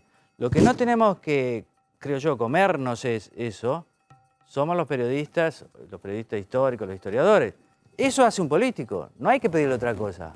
Y esperemos que lo haga bien, además. Pero todos los políticos Macri usaba el antiperonismo, los 70 años que este país está mal, culpa del peronismo. Y focalizado en Cristina. Y focalizado en Cristina. Es una operación política, obviamente que es falso, porque en esos 70 años hubo 35 años de gobiernos no peronistas.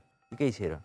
Entonces, pero eso un político lo hace. Entonces, los Kirchner traen de nuevo el tema de los 70 ahora, porque Cristina se la pasa hablando en clave de los 70, porque Máximo dice que son los herederos de Montoneros, porque el secretario de Derechos Humanos dice que ellos son los herederos de los montoneros buenos, es decir, no los jefes, sino los otros, y están todo el tiempo así. Y eso hace que este tema de los 70 vuelva a estar en la picota.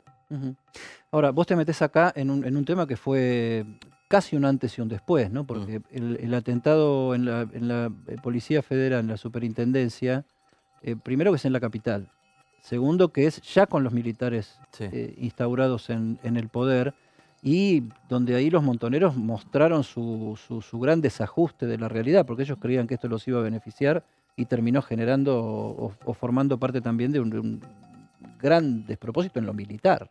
Sí, claro, porque ellos ya estaban enroscados en eso de que la dictadura estaba, pero ellos estaban conteniendo a los militares y después iba a llegar un tiempo que debido al desgaste de los militares ellos iban a poder hacer una contraofensiva. Y pensaban que atacando a la policía atacaban un centro neurálgico de la dictadura. Y que la gente, que además no le gustaba Seguridad Federal porque ahí pasaban cosas malas, la gente los iba a apoyar. Y resulta que fue al contrario, porque terminaron matando policías de baja graduación que no tenían nada que ver, incluso una empleada de YPF, y además es un acto claramente terrorista. Yo no uso esa palabra en mis libros, vos lo sabes bien, porque yo creo que yo tengo que tratar de llegar a todos. Claro, de llegar a todos. No uso palabras como asesino, terrorista, porque son demasiado estigmatizadoras, en el sentido de que yo quiero hacer, hablar de hechos históricos. Entre esas revelaciones vos das por hecho, por confirmado en tu investigación histórica, que el organizador, la idea y la logística corrió por cuenta de Rodolfo Walsh, a quien no demonizás en tu historia. O sea, no lo tratás ni de nada de estas cosas que dijiste, sino que hasta incluso respetás parte de su trayectoria como intelectual, como escritor, etcétera, etcétera? Walsh es un personaje absolutamente extraordinario. Gran periodista, gran escritor y un combatiente revolucionario por opción, por elección. Y él estaba muy orgulloso de eso. Entonces ese recorte que se hace en el relato K, kirchnerista, aparece, y en los derechos humanos aparece como una persona que era un simple militante. Casi un ángel volador. Casi un vegano, ¿no? Y no es así. Era un tipo grande, ya tenía 49 años, había elegido eso. La biografía en general, los años Montonero lo suprimen, porque son todos admiradores de Walsh. Hay un irlandés, periodista que admira a Walsh, pero hace una biografía con todos los hechos, llega a esta conclusión de que él fue el autor intelectual. Es algo que todos lo conocen. De hecho, él se ocupaba en inteligencia de muchas cosas. Una era coordinar a los infiltrados en las Fuerzas Armadas y de Seguridad. Había muchos de Montonero, porque Montonero logró penetrar muy bien todas las instituciones, incluida la de la represión.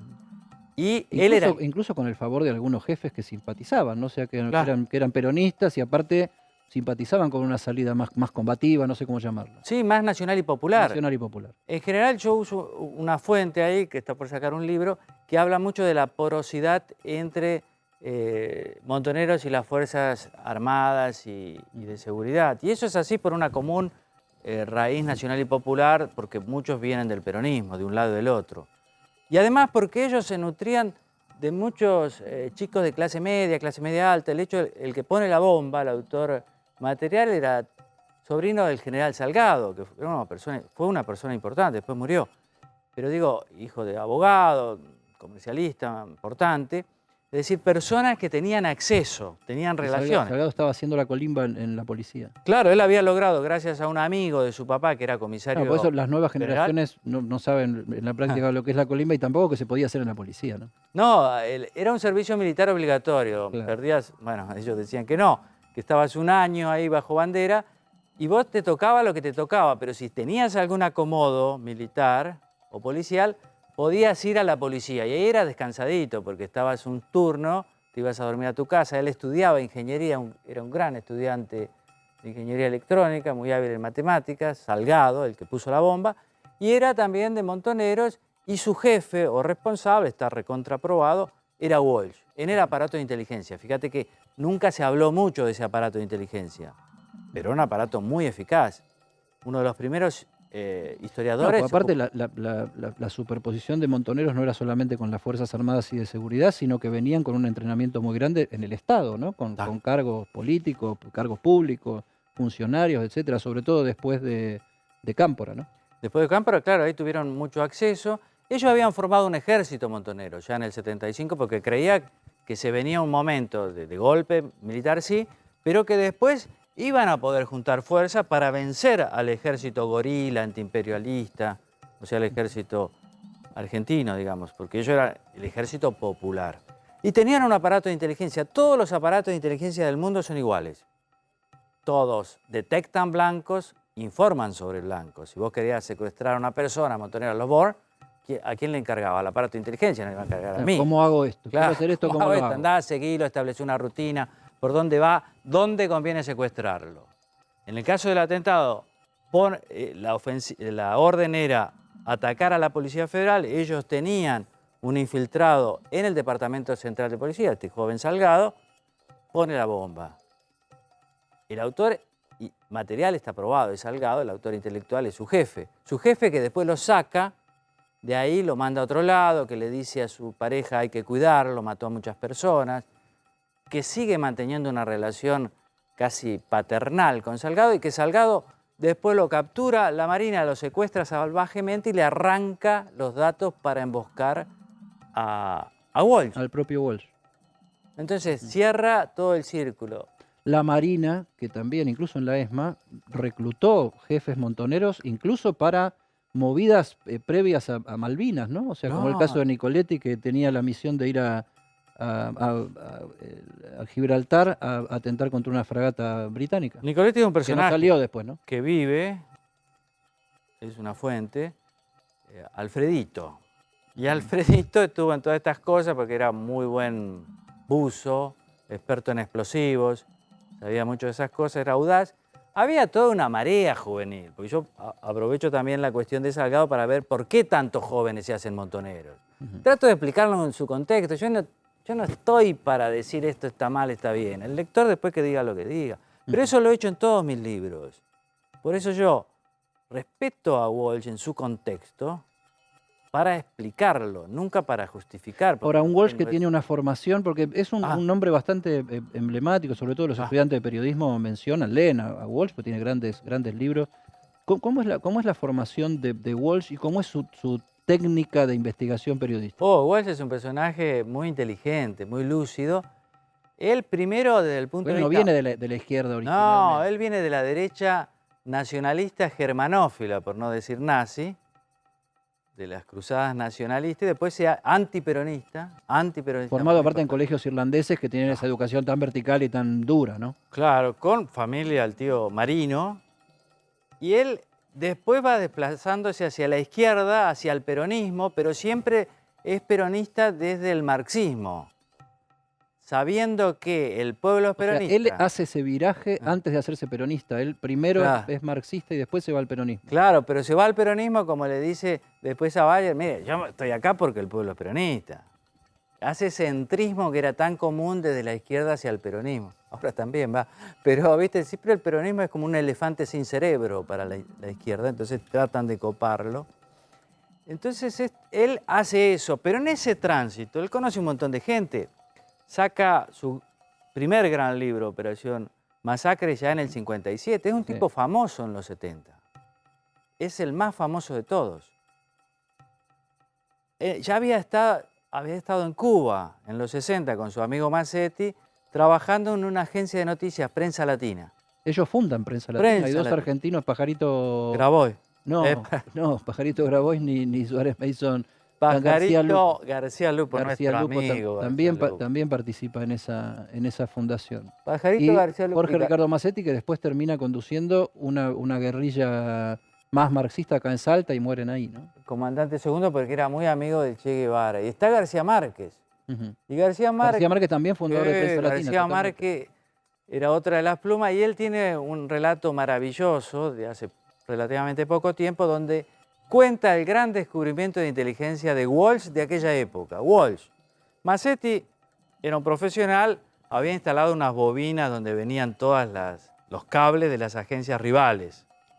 Y en un momento llega un cable, nadie lo sabe interpretar, hay un montón de letras y números y lo tiran.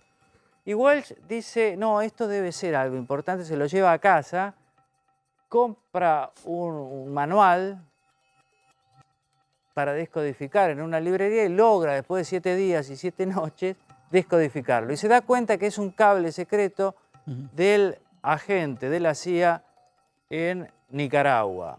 Y anticipa la invasión de Bahía Cochinos, Playa Girón. Y es el gran éxito del régimen cubano. Ellos lo querían dar como noticia, pero Fidel Castro dice... Porque viste que 100 años de soledad... García Márquez lo publica por primera vez en Argentina, en Sudamericana, en la Argentina. ¿Si habrá tenido que ver en el contacto Rodolfo Walsh para abrirle la puerta a una editorial acá? Yo no lo sé. Es bastante aleatorio, porque el mismo, viste, hay todo un cuento que hace García Márquez, cómo estaba tan seco que no tenían qué comer. Eso, sí. Y esperaban en el correo que viniera la respuesta de López Llobet, acá de Sudamericana, y llega la respuesta. Es fascinante. Y García Márquez que era cuenta parte de una crema intelectual de Argentina y de América Latina, de esa época donde los intelectuales estaban mayoritariamente volcados a la izquierda. Digamos. Después él tiene una pelea con el régimen cubano, después se reconcilia, lo último se reconcilia bastante fuerte, pero él descubre eso. ¿Vos sabés lo importante que es para un gobierno naciente de izquierda descubrir que la CIA está organizando con exiliados cubanos una invasión? Claro, eso era un héroe nacional en Cuba. Claro. Eso después se vino para acá, pero ya tenía una inclinación hacia las tareas de inteligencia. Después, Berbisky cuenta, sus biógrafos también. Bueno, a ver, mecánicamente el periodismo tiene algo de eso, ¿no? O sea, vos tenés que acudir a fuentes, seguís un tema, seguís los personajes, chequeás con otra fuente, reconstruís situaciones, estás haciendo un seguimiento, o sea, técnicamente, incluso también con, qué sé yo, con un fiscal o con algún investigador de otro tipo. Claro, después, claro, pero otra Para cosa es otra agarrar... función, no aclaremos para los que Claro, ven solo claro. lo que lo escuchan solo. Pero lo que quieren. otra cosa es agarrar un cable con puros símbolos y darse cuenta de que Claro. había algo, comprar un librito en cualquier librería de viejo y dedicarse y encontrar ese dato. descifrarlo. Descifrarlo. Entonces el tipo después cuenta muy bien Berbisky cuando ellos estaban en otra fuerza guerrillera, la FAP, Fuerza Armada Peronista, que de casualidad... Que es una de las vertientes de Montoneros. Claro, de casualidad te estaban mirando Mirta Legrand, creo, y les entra en el televisor un 222 llamando, y era un móvil policial. Entonces ahí empieza Walsh a desarrollar toda una técnica para decodificar los mensajes de los móviles policiales. Ujú. Que esa es otra de sus artes en inteligencia y que lo hace muy valioso en su paso montonero, que es recién en abril del 73, después del triunfo de Cámpora. Y ahí se convierte en la persona clave del Servicio de Inteligencia e O Información. sea que hace una carrera rápida en Montoneros. Bueno, es que ya venía con todo el bagaje, porque Claro. ya sabían qué hacer. Claro. Ahora, Claro, Lo- haber incorporado a Walsh debe haber sido darse un crédito muy grande para Muy la grande. organización. y lo trae un jefe importante. Entonces, ahí, claro, los del relato caen, me dicen, no, no era el jefe. Claro que no era el jefe. Yo lo cito a Lewinge, que fue jefe de él. No era el jefe, si no podía hacerlo. Tenía un grado bajo. Además, él iba personalmente a buscar a sus contactos y ahí tenía información de inteligencia. Y conocía diplomáticos, actores como Emilio Alfaro, escritores como Tununa Mercado, qué sé yo. Y no sabía nadie por ahí que estaba trabajando para él, pero él lo hacía, ese trabajo de recolección. Ujú. ¿Era el personaje clave? Sí, sin duda. ¿Se ocupaba de eso? Se ocupaba de eso. ¿Cómo fue? Después fundó una agencia clandestina de noticias, Ancla. Ancla, sí. O sea, hacía muchas cosas a la vez. Ujú.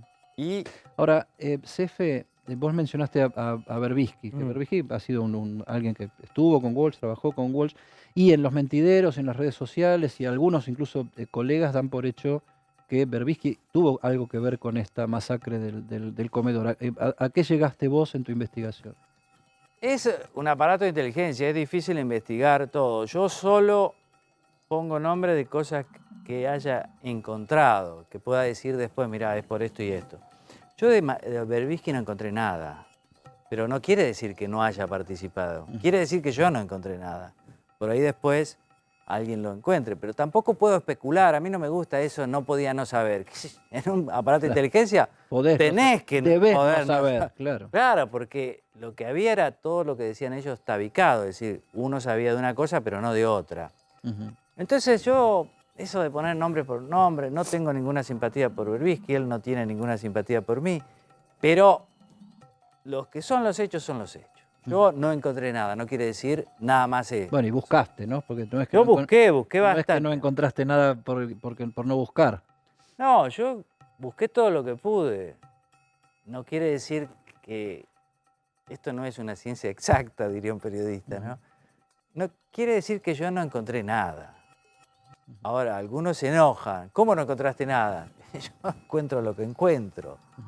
¿Vos creés, Efe, porque has leído un montón, tenés posición tomada, pero la principal posición tomada que tenés, y esto hay que decirlo, es esto, ¿no? La de los hechos, la de ser un periodista de investigación que tiene sus ideas, tiene sus posiciones políticas, tenés esto que decir, este no me simpatiza o me simpatiza, pero los hechos son los hechos y así es como debe funcionar nuestra profesión, porque lo sagrado es la información y que después la sociedad y la gente pueda tomar sus conclusiones. ¿Crees que este furor que hay, porque cada vez que sale un libro de estos, vende un montón, y vender, aparte de un hecho comercial absolutamente lícito, es lo que genera la manera de demostrar que una producción tiene interés concreto, ¿no? Porque tanto que uno va y lo compra y gasta su plata en eso. ¿Vos crees que de tanto ver los 70 podrá haber una síntesis que nos permita dejar de mirar todo el tiempo para atrás? Sí, yo espero que sí. Yo creo que mientras mantengamos ocultos algunos hechos y una hipermemoria sobre otros, siempre va a ser una mochila, porque esto no es una travesura infantil. Son 23 muertos, es el atentado más sangriento de los 70. No podemos simplemente olvidarlo y decir, no me conviene el relato, no digamos nada. Entonces, si nosotros queremos superar los 70, yo creo que tenemos que ver a todas las víctimas como importantes, más allá de la justicia. A mí no me interesa la justicia, yo hago periodismo apenas. La justicia es otra cosa. La verdad, a eso aspiro. Pero quiero decir, si no vemos todo, si la política nos indica qué ver y qué no ver, y nosotros comemos de eso, creo que nunca vamos a superar los 70. Ahora, Operación Traviata tuvo repercusión judicial y tal vez este libro también lo tenga, pero vos decís que no es lo que vos buscás. No, yo no busco eso, porque creo que la justicia en estos temas depende mucho del poder político. Los jueces federales son jueces que dependen del poder político y son grandes olfateadores de la situación política. Hay en estos momentos un pedido de que este hecho sea considerado delito de lesa humanidad. Fue rechazado en primera instancia, queda para la Cámara, que lo va a tratar en algún momento, pero yo no juego con eso porque no es mi juego. Mi juego es el periodismo histórico. ¿Estás conforme con lo que has hecho o cuando lo volvés a ver al tiempo? Porque viste, los libros de uno hay que leerlos con el tiempo para ver. Al principio uno ya lo vio tantas veces que se lo quiere sacar de encima y no verlo más. Cuando volvés a revisarlo por alguna situación, ¿estás satisfecho con lo que hiciste o te criticás? No, con algunos no tanto, debería haber mejorado algunas cosas. Con este estoy muy contento, era difícil porque era en dictadura y era un organismo bien cuestionado, entonces teníamos que encontrar bien el tono. Era difícil porque las víctimas están invisibilizadas, porque nadie les dio bola, no hay ni una plaquita, no recibieron ninguna indemnización, tienen miedo. Son víctimas que cayeron del lado equivocado para el relato oficial. Entonces eso lo hace difícil, por eso estoy contento con el libro. Estoy orgulloso. Ahora, salimos un cachito del libro, Masacre en el comedor, la bomba de Montoneros en Superintendencia de la Policía Federal, el nuevo trabajo de Seferino Reato. Pero armaste un lío bárbaro el otro día con Alicia Castro por el tema de que viene Robert De Niro a filmar con Luis Brandoni y Franchella y qué sé yo, lo quieren hacer en el Cábana, y hicieron un pedido al consorcio y parece que Alicia Castro se negó. Alicia Castro es dirigente gremial de aeronáuticos, azafata fue en un tiempo y fue embajadora en Venezuela y en Reino Unido también fue embajadora, ¿no? Sí, lo había dicho en mi programa en Radio Rivadavia, pero es un domingo a las 18 y después escribí la nota en Infobae. Sí, yo creo que tiene muchos ingredientes. Una ex sindicalista viviendo en el Cábana, que es uno de los edificios más caros, y está todo el tema de... O por lo menos más tradicionales de Buenos Aires. Claro, qué bien que viven estos sindicalistas, que es algo argentino, ¿eh? No creas que todo el mundo es así. Estos son ricos, o viven como ricos, o son ricos, ¿no? Eso, y el tema del Cábana, y esta idea de que viene De Niro, que es como una gloria... Y hay un grupo de vecinos que dice, sí, claro, pero esto es patrimonio histórico y ellos van a usar, hay que cobrarles. Disney, que es quien hace la serie, pone la plata. Claro, los vecinos son argentinos y dicen, es Disney, vamos a cobrarle bien. Le piden 35 millones de pesos por 2 semanas, que son $180.000, que es plata, ¿no? Y Disney le ofrece 5. Y ellos se indignan y dicen, no, de ninguna manera. Entonces yo decía hoy en la radio, hay mucha gente anticá que dice que el problema son los pobres y los planeros. Yo creo que no. O en todo caso no son solo los planeros. Son los ricos también. Y somos nosotros, las clases medias. Este es un país que tiene un problema. Fíjate que viene Robert De Niro a Argentina. Tenemos que estar contentos, ¿no? Lo muestra Buenos Aires, muestra Argentina, por ahí se va a Calafate, qué sé yo, mostrará al Calafate. Si fuera a Venecia, a Roma, yo no creo que los vecinos quieran afanarle a Disney $180.000 de acá, $180.000 de allá, salvarse. O sea, nosotros estamos como... Hay una enfermedad ahí acá, Disney también negoció, ¿no? Porque le pedís un montón de plata y decís, no, yo te pago 5.000. Pero es que son los presupuestos. ¿Cuánto le podés cobrar por usar los palieres? ¿Viste? Déjenme. Yo no sé. Ahora entonces, ¿qué lograron? Los de Cábana dijeron, no, Reato, no es así. Es que nosotros no podemos autorizar alquileres temporarios. Es mentira total, ya estaban alquilados los 2 departamentos, hay un montón de departamentos vacíos. Mentira total. Entonces hay otro consorcio que ya están haciendo fila. Se va a hacer la película. Pero lo de Alicia Castro, que no le molestaba tanto De Niro, le molestaba Brandoni, porque Brandoni es del PRO, del Radical, que es Juntos por el Cambio, y ella hace micromilitancia hasta en eso, digamos. Es kirchnerista, los kirchneristas son tosudos, ¿no? Se ocupan de estas cosas. ¿Qué episodio es? ¿Qué folclórico? ¿Hasta dónde llegó lo que llamamos la grieta, ¿no? O sea, esta cosa de estar buscándole hasta el último detalle en cualquier tipo de circunstancia. Además, Robert De Niro es un demócrata y bien progresista. Era muy amigo de Obama, Michele, Shell. Me río porque además De Niro es de los actores de Hollywood, como saben ustedes, más rebeldes y que siempre se ocupó del cine independiente y demás, ¿no? Y de esta locura como filmar acá. Es como si acá no viene nadie a filmar entre nosotros, ¿no? Claro. O viene alguien. No, de vez en cuando Robert Duvall ha venido, pero viene más a bailar que a filmar. Pero digo, que venga alguien, poder vender en la industria nuestra, el cine, son muy buenos directores los dos, son buenos actores. Franchella es un actorazo, Brandoni es un actorazo, y Buenos Aires es muy linda. En vez de estar contentos, no, lo vamos a afanar a lo de Disney. Seferino, muchísimas gracias verte. Hacía rato que no nos veíamos en persona, creo que las últimas veces fue por Zoom. Bueno, que te vaya muy bien con el libro, cosa que es un deseo, como se dice, tirado a la marchanta porque te va a ir bien seguro. Ojalá.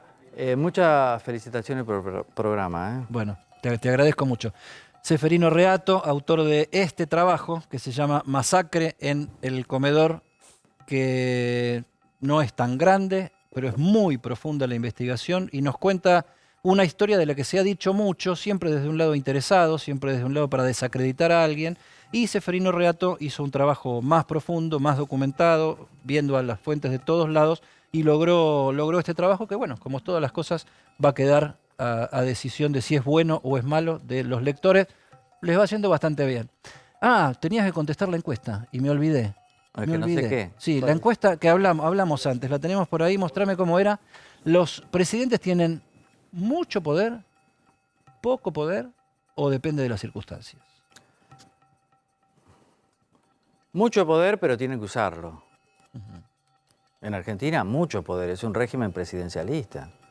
Si no hay poder acá, o sea que Alberto me parece ni que lo nombren rey arranca, porque no toma decisiones. No se arriesga, está muy acostumbrado a ser el operador de alguien. Bueno, entonces Seferino Reato, antes de irse, no la veo, yo me tengo que dar vuelta del todo acá. ¿Qué nos quedó? Ahí la tengo enfrente en el monitor. Tenemos depende 52%, mucho poder 27,2%, estás en el medio de la tabla, Cefe, y poco poder 20,8%. Y sigan votando, porque la encuesta sigue online en A24com, @A24com. Cefe, gracias. Gracias a vos. Vamos a una pausa, ya volvemos.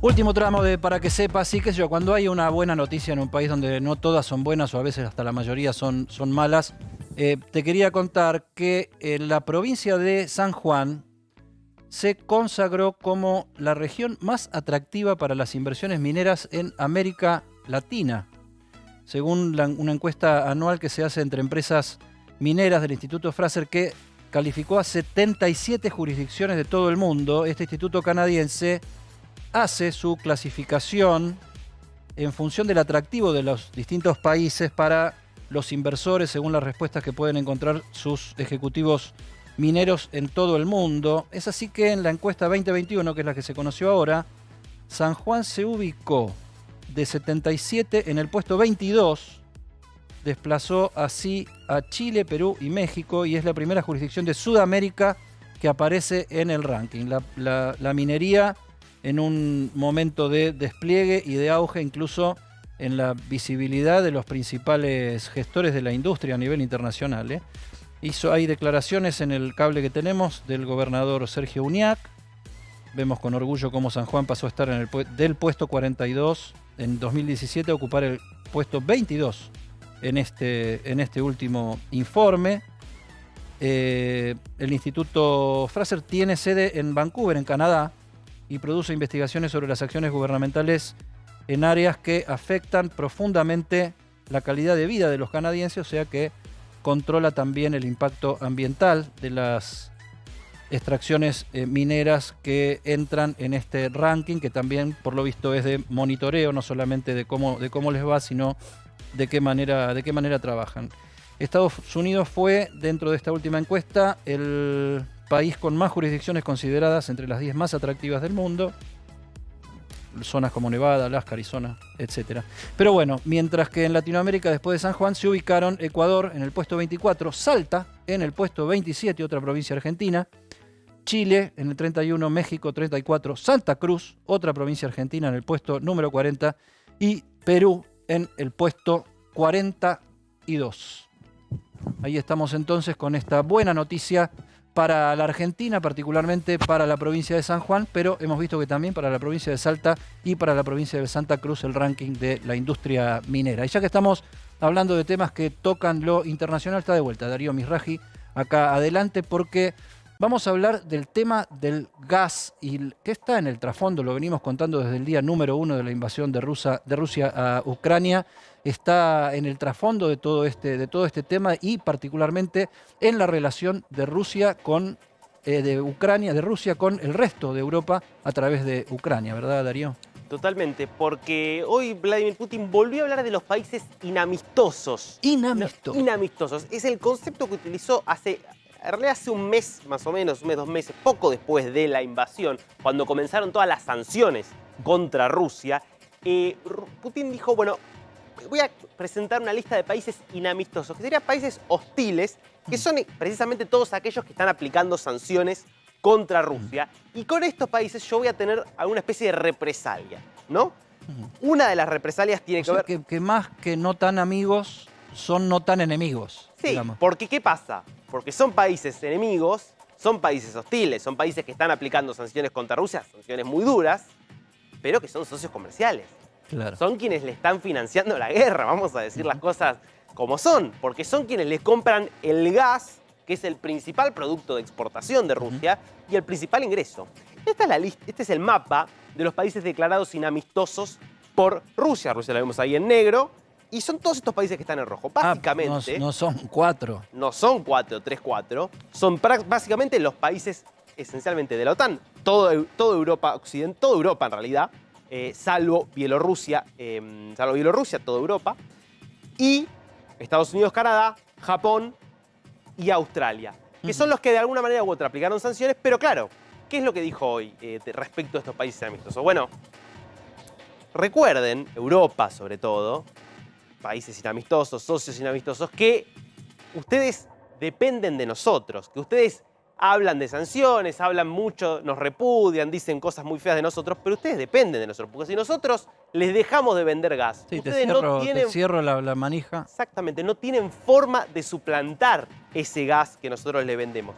Y eso Europa lo sabe. Hay toda una discusión hoy en Europa, porque, entre otras cosas, por ejemplo, lo que le hizo también a estos países que declararon amistosos es: muy bien, ustedes quieren seguir comprándome gas, me van a tener que seguir comprándome gas porque no pueden reemplazarlo. El 40% del gas que consume la Unión Europea viene de Rusia. Es algo imposible de reemplazar. Para muchos países, Alemania sobre todo, el más dependiente... No estamos hablando de un país, estamos hablando de toda Europa. De toda la Unión Europea. 40%, algunos más, otros menos. Alemania, por ejemplo, está entre los que más dependen de ese gas ruso. Les dijo, ok, ustedes me quieren seguir comprando, sigan comprándome, pero no me van a poder comprar más directamente en euros o en dólares.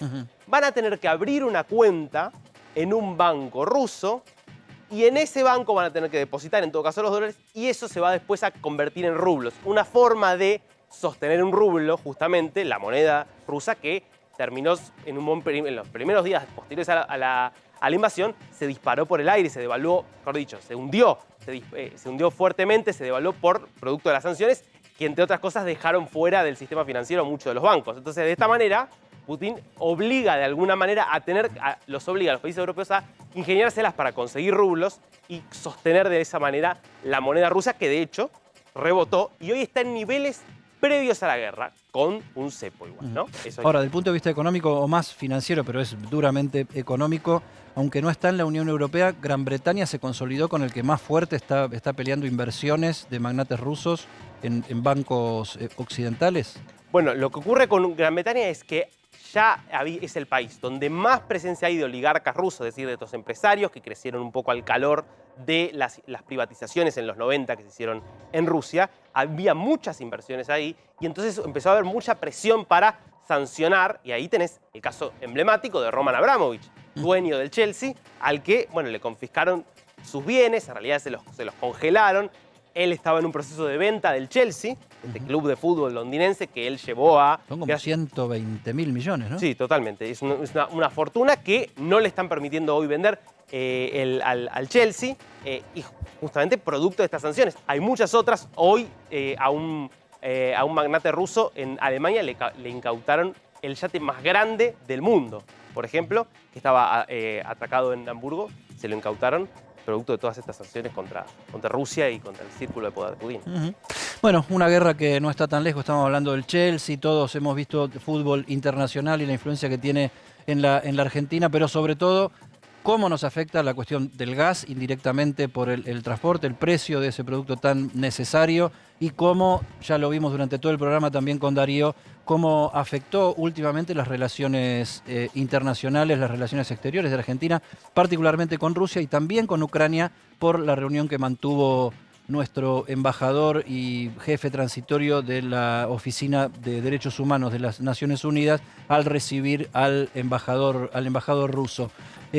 Vamos a mandarle un abrazo fuerte a Marcela Pagano, que se tomó estos 2 días de Semana Santa, y vamos a estar ya preparados con... ¿A vos te quedaba algo más, Martín? Sí, te cuento de Cristina y de Macri, cortito, si querés lo terminamos de desarrollar mañana. Abril. 2 próximas semanas claves para 2 expresidentes, Cristina Kirchner y Mauricio Macri. ¿Por qué? Porque empiezan a entrar en etapa de definición algunas de sus causas judiciales. Mauricio Macri, 27 de abril, tiene una audiencia en la Cámara Federal de Comodoro Pi, en donde se va a tratar su procesamiento en la causa por el espionaje a los familiares de víctimas del Ara San Juan. Y el lunes empieza la última etapa del juicio oral y público en el que está acusado Cristina Kirchner por la obra pública. Empiezan a declarar los peritos ingenieros de la causa. Bueno, entonces mañana nos das todo el informe completo, porque bueno, los 2 expresidentes, la actual vicepresidenta, con las próximas novedades judiciales que van a venir. ¿De dónde? Sino que de Comodoro Pi. Estamos llegando ya, son las 9 de la noche. Le damos el pase a Viviana Canosa. Gracias, equipo. Gracias, Martín. Gracias, Darío. Mañana nos volvemos a encontrar en esto que se llama Para que sepas.